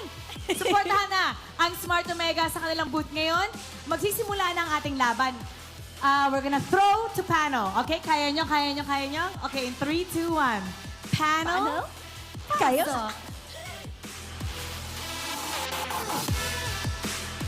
That's adorable. I want some of those, Mara. Alam mo na, since hawak mo na, huwag mo nang bitawan. Okay, kapit ka na dyan. But yes, for everybody else who's wondering, you got that jersey over there na posible nyo makuha. Sino ba yung pangalan na nasa likod? Sino yung pangalan na nasa likod? We're about to figure it out. It's Omega! May Diba? player pala na pangalan Omega sa Omega. Pwede. Back and forth, back and front, at yan ang posible nyo makuha when you go here. Dito mismo, sa ating venue to get that. Right? Gusto ko dito, Omega sa harap, Omega sa likod. Batik yan, you know where that is. Ano meron pa? ka bang photo card ng mga favorite kabarangay? Tapos randomized pa yun. Di mo alam kung ano magagaling. Pero ito, hindi randomized. Ano yan? Kasi pwede kayong manalo ng not 1, not 2, but 90,000. Wow! Iba yung goal. 90,000 Mahirap tayo. kasi Ang hirap kasi bilangin pag hanggang 90,000. Ang kailangan nyo lang gawin is pumunta dito, of course, sa MPL Arena at i-post ang inyong live experience sa Facebook and TikTok with the hashtag MPLS14 live experience. Again, that's hashtag MPLS14 live experience. Siguraduhin nyo lang na naka-public lahat ng posts nyo at itag ang official pages ng MPL Philippines. Para alam naman namin na nag-post kayo kasi sayang naman. Pag di namin nakita. Oo, pag di namin nakita, kayo din. 90,000 diamonds din yun. Sayang. Sayang na sayang. Pero ito ang mas hindi sasayang. Kasi pwede nyo nang gawin ang inyong smart gameplay pose. Ako, hindi ko alam kung paano ko ba gawin eh. Pero hindi pa natin makikita. Mamaya yan. Kopyahan nyo. So si Jome. Si Jome ang bida ngayon. So kailangan yung gayahin yan. Bigyan nyo ako ng konting baril. Kasi I assume baril. Ayan, yun. Ayan, tutok. Gayahin nyo yung post ni Jome. Gayahin nyo yung post ni Jome. Si Jome. Gayahin mo yung post. Gayahin nyo yung post ni Jome. Yun nasa screen nyo. 2. Ayan, kuya. Ito. Gayahin nyo yung post. Gayahin nyo yung post. Guys, oras na para gayahin yung post, ha? Pwede. We close. Pasado. We love it. Okay. Nadali mo. Congratulations. At ikaw ang makakuha ng ating redeemable in-game code courtesy of Smart Gameplay Post. Maraming salamat sa hashtag The Power of Smart for making this possible together with MPL Philippines. And again, congratulations sa'yo. Ikaw ang nanalo kasama ang iyong... Ganun. Wala, hindi nyo ginaya. Iba naman. Sayang. Iba na pala yun. Ganun pala yung sunod nun, no? Pero di natin alam. Hindi rin natin alam kung ano ba ang posibleng mangyari dito sa series na to. Kasi sa totoo lang, we've seen Blacklist International, we've seen Smart Omega. Just like what you said, this is history. Madalas na nagiging pangmatagalan ang serye na ito. But from the previous times, we've seen not so much end sweeps as well. Yeah. Yung gusto ko sabihin dito for Smart Omega, now they pick the blue side. Gets talaga nila yung meta na, ito yung meta na bawal ka talaga matakot. You can't be afraid in this meta. If you see a play, you have to make it. If you want to do something crazy in the draft, you have to go ahead and commit it. Even though low-key, yung Aurora first 2 picks on the red side, it ended up becoming a really good effect. So now I'm interested to see what they're gonna do on the blue side. But we know Coach Bonchan for the longest time has been a really good counter drafter sa red side. So it's gonna be interesting. And alam mo, no, I really would like to describe Smart Omega's entire gameplay as beautiful chaos. Parang yun talaga yung siguro nagsiset apart sa Omega sa ibang mga teams. Kasi kung papansinin mo yung kuponan ng Smart Omega, kapag naglalaro sila, gulo. Tapos yung gulo na yun, natatranslate nila lagi sa objectives. And sobrang ine-exemplify yun ngayon as we enter week 2. Kasi last week nakita na natin yun, pero now pinapalakas pa nila lalo yung ganong klase ng identity nila. Yeah, honestly, it favors them so well. Na yung mga ganong klase kasi alam nila kung kailan sila dapat maging magulo. Yes. And then, habang magulo sila, they're trying to find something like objectives. They're trying to find a kill. They're trying to find something always. Kaya ang hirap nilang basahin as a team. Right? This is now something that Coach Bonchan, just like what Renmar has mentioned, a really good counter-drafter para doon sa kanilang composition. We've seen Bane as a surprise para sa kupunan ng Smart Omega. Maybe they could build up on that one as well, knowing that MP the King uses it. But it is still a huge possibility kasi ang dami pang posible at ang daming pwedeng picks. We're gonna start off with Inherit. Yep. Great first pick up there for Omega, Blacklist.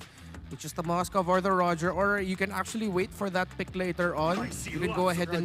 Oh, they go for the Roger. Edith, take it away from Chakno, tas ilagay mo sa kamay ni Haji in the room. Yep, Edith nga. I really think sobrang effective ng Edith. And lagi nating binabanggit to, more than the chain crowd control also. Dahil sa pagkaka-buff again, revamp ng Thunderbelt as an item. Kapag sumasakit yung damage output mo using the Thunderbelt, nagkakaroon ka rin ng hybrid defense based on the stacks. So sobrang ganda ng item na yun, especially for an Edith. Yeah, I mean, kung tatakpan mo yung teams, yung dalawang teams, parang ito lang din yung kind of like replica with what happened during game number 1, where the Hylas is on the blue side and then the Edith is on the red. Pero ito yata yung change kasi Aurora's gonna be switching onto the blue side. Dadalhing muli ni na Coach Lembot at Smart Omega yung gamit ni Okir kanina. Grabe, Aurora priority ulit Again, lason din to. Pero Loyi naman. So, yung option naman dito ng Blacklist International, they don't necessarily have to always just fight around the objectives or fight as one. Again, pwede mo i-match yung yung organized na gulo na playstyle ng Omega. And then, ilaro mo naman yung mapa. Go for the macro plays, go for the split pushes, send the Loyi somewhere else. Break the formation of Omega. Yes. Kaya nga, talaga ang ganda lagi ng pagkakapick ng Aurora for the side of OMG. Kasi laging nasa first phase ng draft. And again, nabanggit na natin to kanina kung paano nga nako-close down noon yung mga assassins. Pero yun na nga daw. What she said. What she said. Matic, as of this moment, you'd also love to give commendation para sa lahat ng ating mga fans na nanonood. We're trying to figure something out, at least. Diba? Ayan na. Nakalatag na. And I am sure that all of our amateur teams, including the ones that are at the phone, ay nakikita ang ating mga ganap. But you've mentioned this as well, going back into the draft, na parang yung Blacklist International, ayaw nila nung gulo the same way that Smart Omega kind of wants to. So at some point in time, mas bibilisan nila kung ano yung ganap. Sa totoo lang, pwedeng kami din. Tama! Pwedeng kami din. Sino gusto ng Game 3? Diba? We don't agree, we don't disagree. All we saying is, we understand. Oy! Ang ganda! Blinak nila kagad yung potential na Bane pickup. Yep. And also, yung pagkaka-first skill ng isang Loyi, yung Circling Eagle ng Mathilda, lahat mabablock ng Guardian's Barrier. Mapapabalik. Iikot si Haji sa sarili niya. Well, hindi naman sa ganun, pero parang ganun. Parang ganun na. Parang medyo mahihirapan siya to like unleash those wisps na dala nitong Matilda just because of the shield na dala nitong Lolita. Any final thoughts regarding the final pick para sa Blacklist? Pwede pang mag-Julian yung kupunan ng Blacklist International. Although, kung mag-Julian sila, kailangan lang nilang maging cautious dun sa fact na pwedeng ibalik ng Lolita yung shuriken na umiikot. Yun lang naman yung kailangan nilang bantayan. Ang lasa nung Lolita pick kasi mapapaisip ka talaga na kung ano yung pipiliin mo. So, feel ko ito yung safe option. Lalaro na lang nila yung mapa. They're just gonna end up playing the map, playing the macro game because it's so tough. Again, it's tough for Blacklist International to fight into the lineup of Omega. This is what we're talking about, right? Yung lineup ng Smart Omega, lagi sila may baon.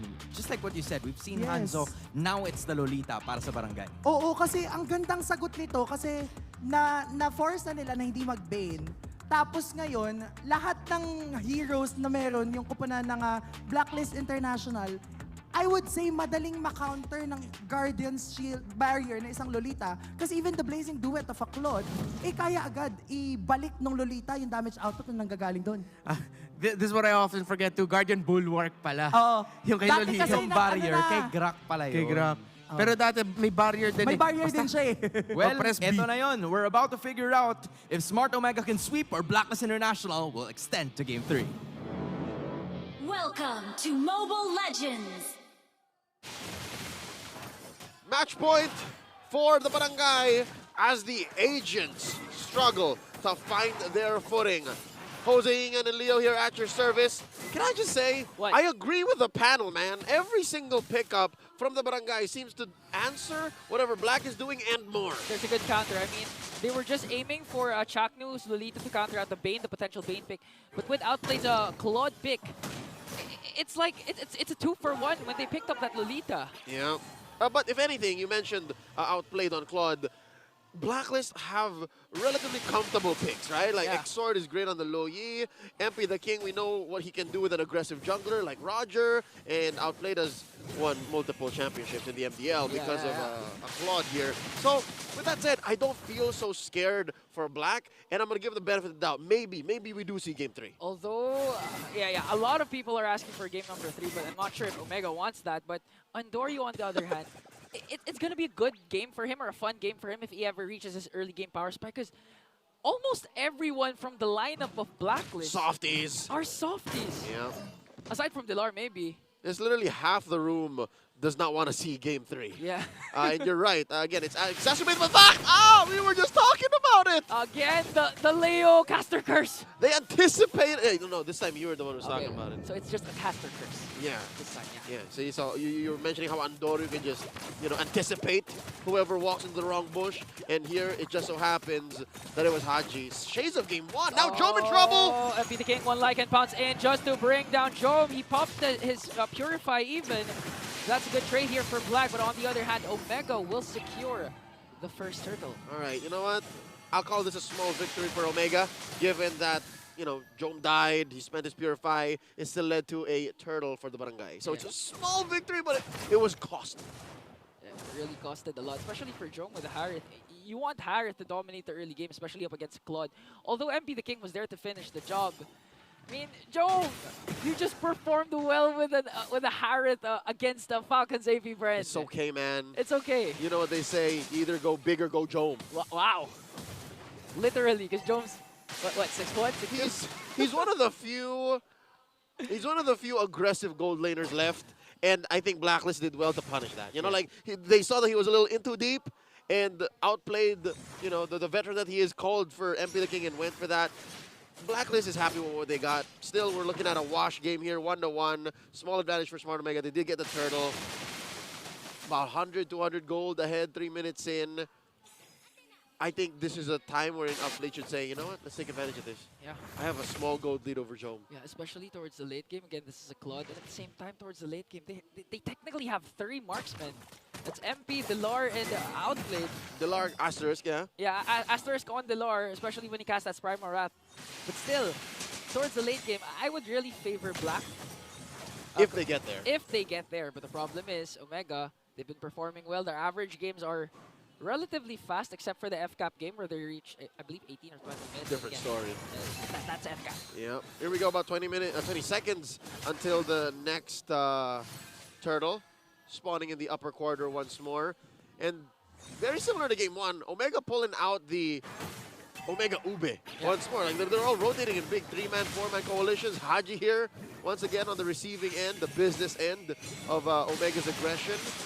And we haven't really seen a big 5-man fight. I think that should be a thing of beauty, especially since you're looking at not just the Glorious Pathway here, it is now, but as well a numerous blast. But on the other hand, on the bottom lane, Blacklist wants to go right after Jome once again. They're going to get an uncontested turtle here, but Jome has to walk away, and I believe he's going to evade that 4-man rush from Blacklist. And this time, they're answering right back. Don't touch my Jome! Haji has used Circling Eagle just to walk away, but Exor was there. He's going to fall down. The Numinal Blast will hit. Omega answered right back. No trades for Blacklist. Thank you, random patch from about 9 months ago. That would have not been possible if not for the post-turtle movement speed in the river. Now outplayed in trouble. Especially if you have the Wilderness Blessing here for both of the roamers. And now Omega, right on. They're really controlling the pace. It's a good game for everyone, especially for Andoryu. And even Andoryu, the mid trio doesn't even have to rotate around Andoryu anymore. Andoryu's a big boy. He can manage himself. He can burst down anyone, any of the 4 members of Blacklist. And look at that. It's as if the first kill in gold didn't really happen because Jome just pushed that tier 1 all by himself. Yeah. So right now, it's not looking good for Blacklist. But again, they still have a lot of damage towards the late game if ever they reach it. And the X Factor. X-Sort with the Luyi. X-Sort's been flexing this Luyi pick ever since even last season, both in MPL and MPL. So if Blacklist wants to turn things around, they really have to first make it to the late game. Ian, let me just tell you, the only real gambit they're playing with, if Exort finds a nice diversion, is, I'm being real particular with my words here, it's a very specific combo, is they get a diversion play into a full-on Dilar combo. Like, that's it. And these are all single target skills. Sure, maybe you can find one again with Haji, but that's the best case scenario. Yeah, plus the Chaknu factor, the Lolita.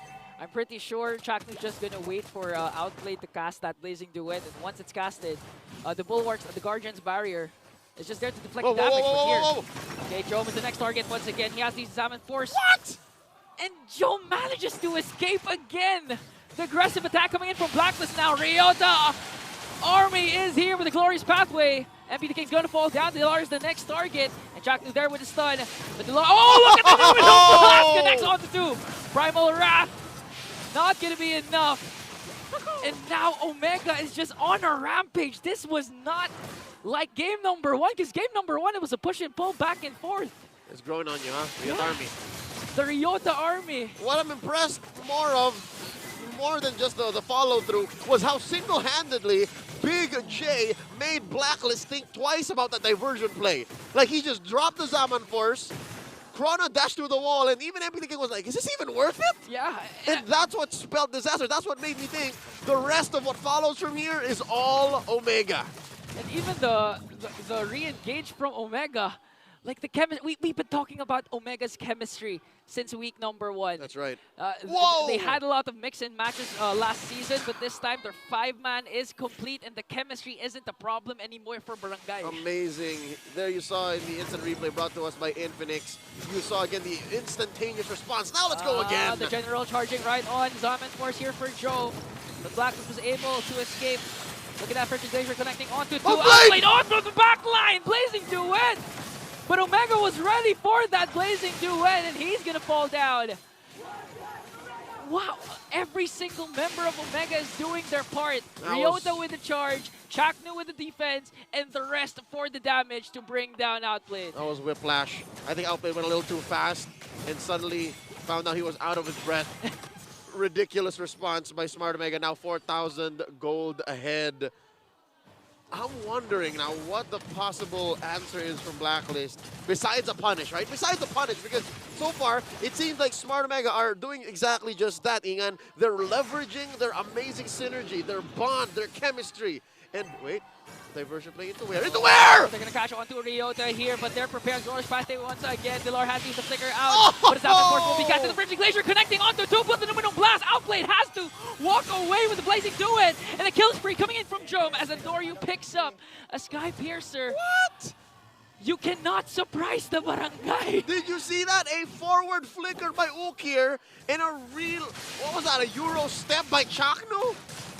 It's as if they anticipated the diversion. It's as if they told Black, go here. The Y bush, go here. This is why Chaknu opted for the flicker instead of the Revitalize. They don't need sustain. They don't need extra help. They need the Chak Mamba to unleash that. As you mentioned, the Numinum Blast Flicker combination connecting onto 2. They are the aggressors. Wow. They are the aggressors. They don't need the extra protection. If anything, the Purify on Jome is their only real defensive battle spell. The Revitalize on Ryota allows for them to push forward. I mean... Oh, look at that. Okay. Bloodwings. For me, Blacklist, as much as you want to say that they should split push, the threat of Vandorio makes it hard for Outplay to do those split pushes. Again, this is a very mobile assassin that could easily burst down Outplay regardless of the Purify. Not just Outplayed, I mean, a majority of Even them. everywhere, yeah. Yes. Even Exort. And with the Lord and this immense gold lead, I think they can bring down Inhibitor Hurt with one Lord. But here comes the Glorious Pathway once again, just to scare away Blacklist. Oh, this is going to be a hard defense for the Agents. Looking at their wave clear, I think it's quite respectable. You do have the Claude, you have the Lu Yi, who can just, you know, almost as if doing basic attacks can clear, as well as MP the King. His first item was the Wind Talker, so he does have respectable wave clear.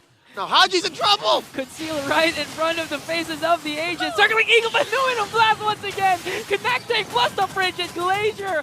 Outplayed, forced to use the Blazing Duet, but won't commit because the damage from Omega. Just too much. Omega is a single-minded unit. They're going to penetrate up top. Bottom's going to be up next. MP the King doing his best to cover up that hole. Sinking their ship! Toy Army once again leading the charge. Omega still undefeated. The Lord's going to fall down. The minions aren't there. Blacklist, the circumstances lined up for the Agents. Because if there was one minion, just one minion, the game would be over. It would have been over. The Rio Army are going wild. Online, here, in Green Sun, and everywhere around the world. If you thought they could only engage via the Numinal Blast, think again! Here it is! Has the flicker! Jack Mamba for Omega! A sweep by the Barangay, continuing their streak. Just another day in the office for the Mamba. Hall of Legends inductee. Amazing work. For all you players questioning Lolita in RNG, saying it's not fun to use Lolita with the Revitalize, this is a signal you can use Lolita with the flicker again. Wow. I'm baffled by how well Smart Omega is playing in Season 14, and they are a well-oiled machine. You know what they say? Bonds formed through traumatic experiences are the strongest. They went through one hell of a season 13. Now they're back better than ever. And those traumatic experiences mostly were caused by Blacklist, so this was a revenge tour for Omega. This is cathartic. This is emotional release, and look at that, the respect between both squads, and welcoming into his loving arms Exort. I bet the Omega boys missed Exort. Yeah, actually, I've been to Omega's bootcamp. Exort's one of the noisiest, rowdiest players from the whole squad. In any team he's part of, he's one of the nicest guys. I can tell you that. But this time, only one victor will prevail. In this case, Omega starting out strong. Third series. Well, they won. Putting myself in the shoes of an agent of the Code Breakers, you have to wonder, when are they going to find that winning formula? When is the code going to work? It's going to take them a long time, but still, we're still being number 2. A lot of adjustments, a lot of time for them to make the necessary adjustments. So props for Blacklist for giving us what a... That's right. They let the general play, the general of the Delarmy, and they shuffled around, let Exort come on, and put Haji back into the role, but I guess it's back to the drawing board. DGWIB played Blacks International. It's Smart Omega who comes out on top. Is this their third win now? Third win, yeah. Their third win now, their second sweep in Season 14. They've only lost one game so far. And only to FCAP.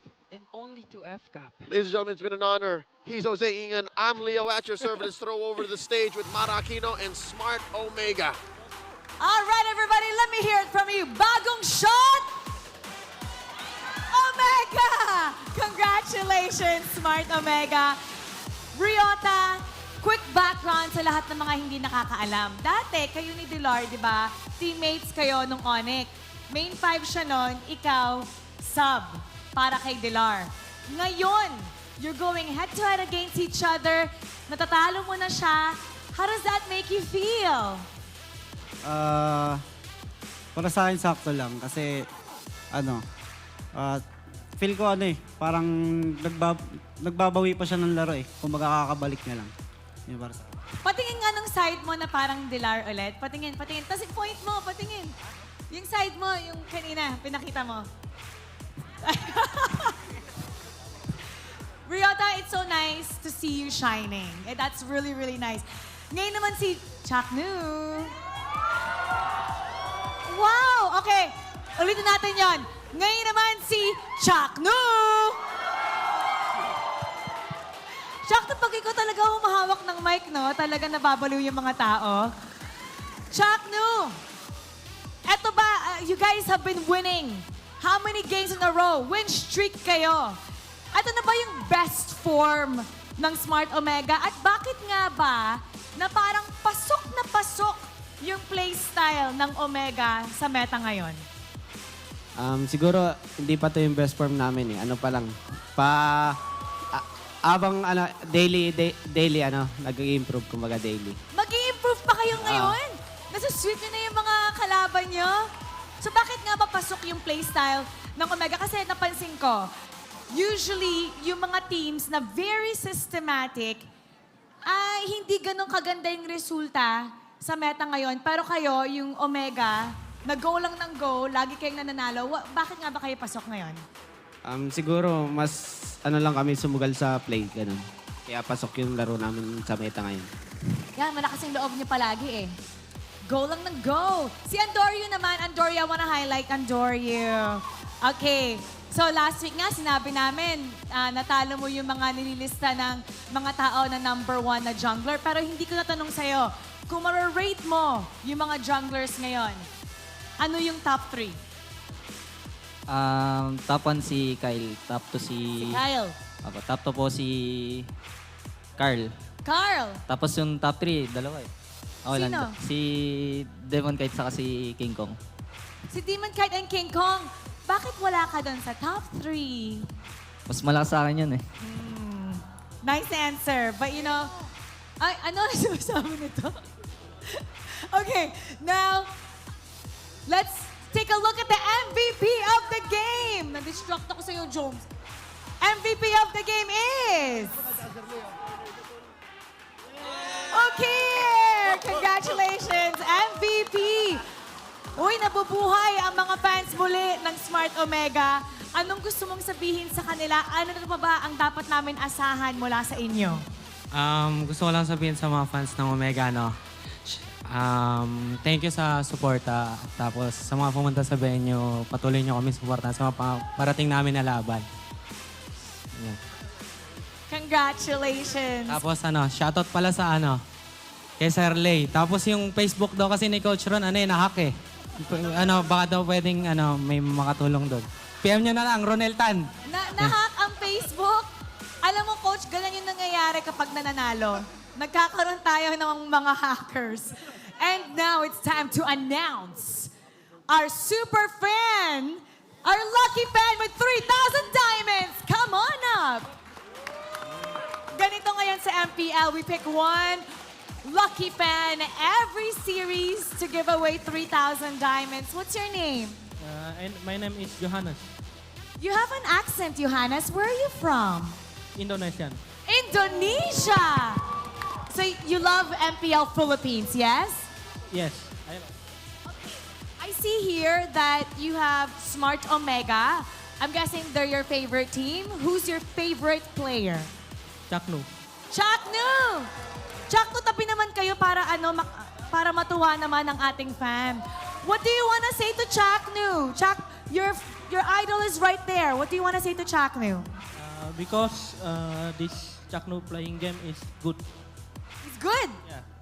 And I am in game player tank player. You're a tank player. Chaknu, what do you want to say to him? Pumunta ng Indonesia para sa'yo. Grabe ka, ha? Thank you for supporting me. Ang galing mag-English! Ay, that's a nice shirt. How about you invite everyone here to buy the same shirt? Sorry, what? Invite everyone to get the same shirt. There's a booth outside. Tell everyone to buy it. I am today in buy this jersey. You just bought this today, right? Oh, bumili na rin daw kayo. Congratulations once again. You have 3,000 diamonds. You can do a fist bump with Chaknu or handshake niya. Bite mo naman, Chaknu. Thank you so much. Grabe ka. Pupunta dito galing Indonesia. Ano masasabi mo doon? Yung mga fans dito, pinupuntahan ka sa Pilipinas. Kayo yung nagiging inspiration ko. Thank you po. Wow! The fans are the inspiration. Once again, congratulations to Smart Omega. You may now take your bow and take your walk of victory.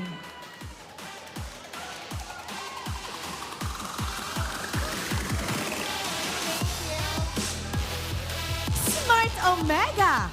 Iba ang anyo this season. They're on a win streak, and it seems like every team is having a hard time going against them. We're gonna break it down for you, so we're gonna head back to our panel. Pasok. You know, Auntie, Renmar, and of course, the ones who are watching in Infinix Kingdom Bayan, we're not used to seeing this. Right? We're not used to seeing Smart Omega dominate. And lagi nating sinasabi na, what if in an alternate universe na hindi sila nagsisimula sa dulo? Nagsisimula sila sa umpisa, and that is what we're seeing this season. They understand it. They get this meta that even Chakno said it. He said it in Filipino. This is the meta that you can't be scared. You have to be brave when you team fight. Bro, at one point, Okir flickered into the back line in the middle of a team fight as an Aurora to get 3. Bro, Grabe yung layering ng skills ng Smart Omega na parang hindi mo na nga masasabing magulo eh, kasi sobrang systematic ng ginagawa nila na all throughout the match, alam nila yung strength na meron, yung kuponan na meron sila, and because of their strength, alam nila how to go about the strength that they have. Every single time, yung Numenon Blast coming from Chakno, tapos lelayeran pagkatapos na Frigid Blazer coming from Okir, laging maganda yung response ng side ng Smart Omega na yung ginagawang plays ng Blacklist International, nagmumukha tuloy na parang nababasa agad nila. And it's funny because we've seen this before. Omega has shown that this is part of their DNA back when they were still under a different organization, the old group of players, this new generation, the DNA is still there. Look at that, that's what we're talking about. Okir going to the back line of them making decisions you don't expect any other team to do, and you will get surprised. That's why back in Season 9, even before that, they were already called the Lason, the poison of the league. They do the things that you don't expect to do, and they make it work. I think the main strength of Smart Omega that we've seen from them time and time again is their unpredictability. Like, you don't know kung ano yung gagawin nila susunod because, you know, just like what you said, Riku going to the back line or Okir going back to the back line para lumanding ng tatlo with his ultimate. Chakno in the same way. And even the rest of the members are starting to play like him, being very aggressive, which is something that you don't expect. And it's so Omega in Omega fashion. They have Inspire and even the Mystery Shop on both the Harith and the Lolita.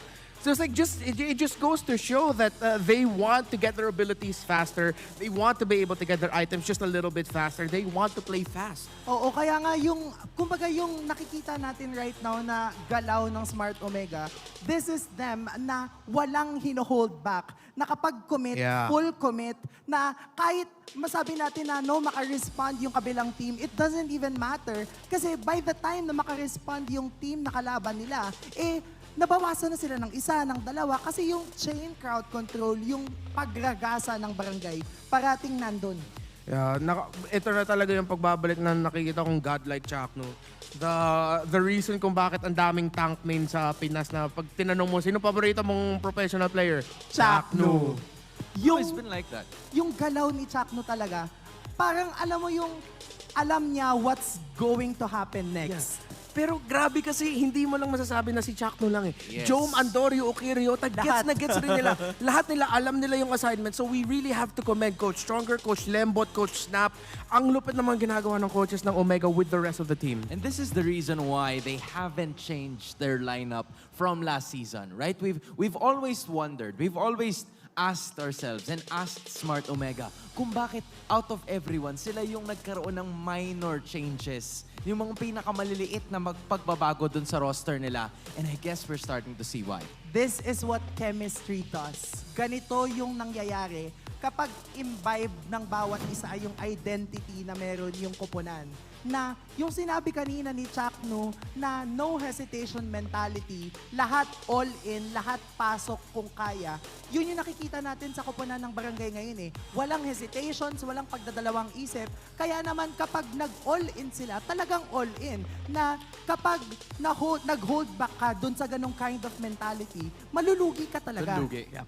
And the most important thing is, yeah, it's all in, but it's not all into the front line. It's Ukir, go to the back line, try to get someone. It's Jom, see if you can find a good angle. It's not just direct. They're going all in, but they're approaching from different angles during team fights. Yeah, I love that. Kasi coming in from different sides, hindi sila like very one-dimensional. And that is actually how our standings are looking like as of the moment. Smart Omega, match win, lose, 3 wins and no losses as of the moment.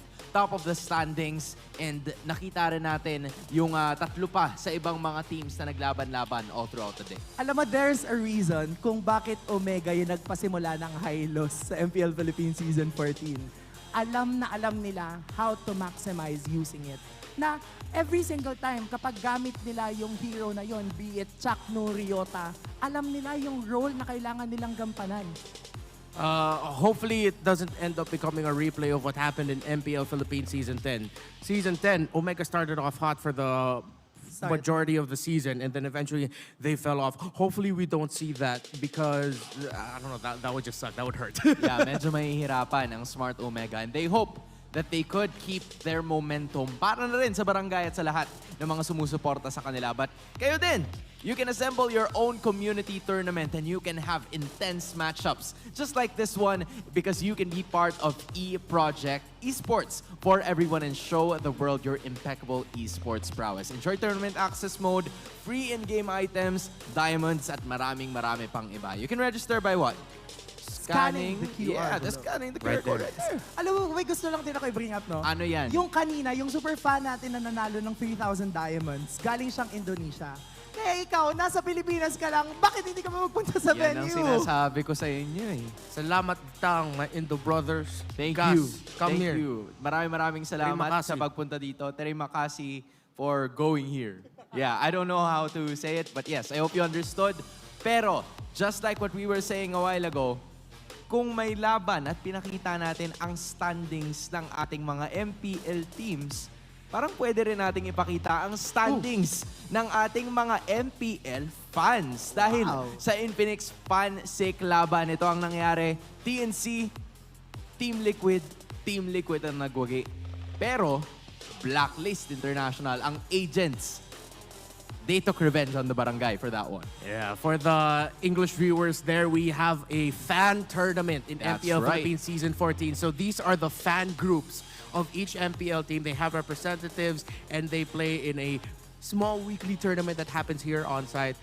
So I'm very happy to see that the community is active, and we're seeing more fans, you know, being active in social media, clipping each other, showing off their skills. It's really cool. Kasi nga kanina, no, nabanggit natin na meron kang chance to win 90,000 diamonds as long as you film your experience here in the MPL Philippines arena. And we're so happy that you guys are enjoying, because same with us. Nag-enjoy kami na makita kayo that you're actually, you know, cheering. Ang daming nagsisigawan kanina.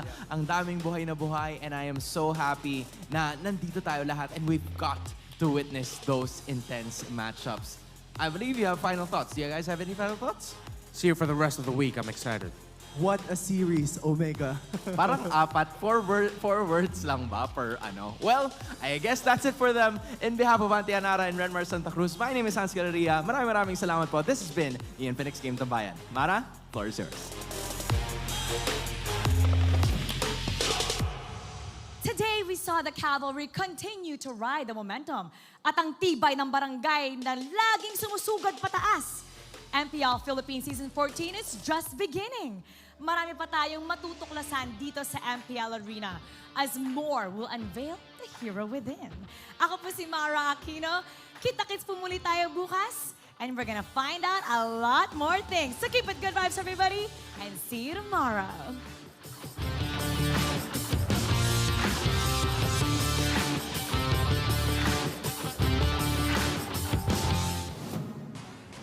The 14th season of MPL Philippines is brought to you by the following sponsors. Smart, the official telco partner of MPL Philippines Season 14. The official tournament phone of MPL Philippines, Infinix GT20 Pro. Official suppliers, EMC Asia and Index Salon. Experience the MPL PH Season 14 action live at Green Sun, Makati City. Grab your tickets now via official MPL PH website. Don't miss any MPL action by following our official Facebook and subscribing to our YouTube channel. Follow MPL PH on TikTok for more content. And to ensure the equality and fairness of our games, MPL Philippines is also monitored and supervised by the Games and Amusements Board.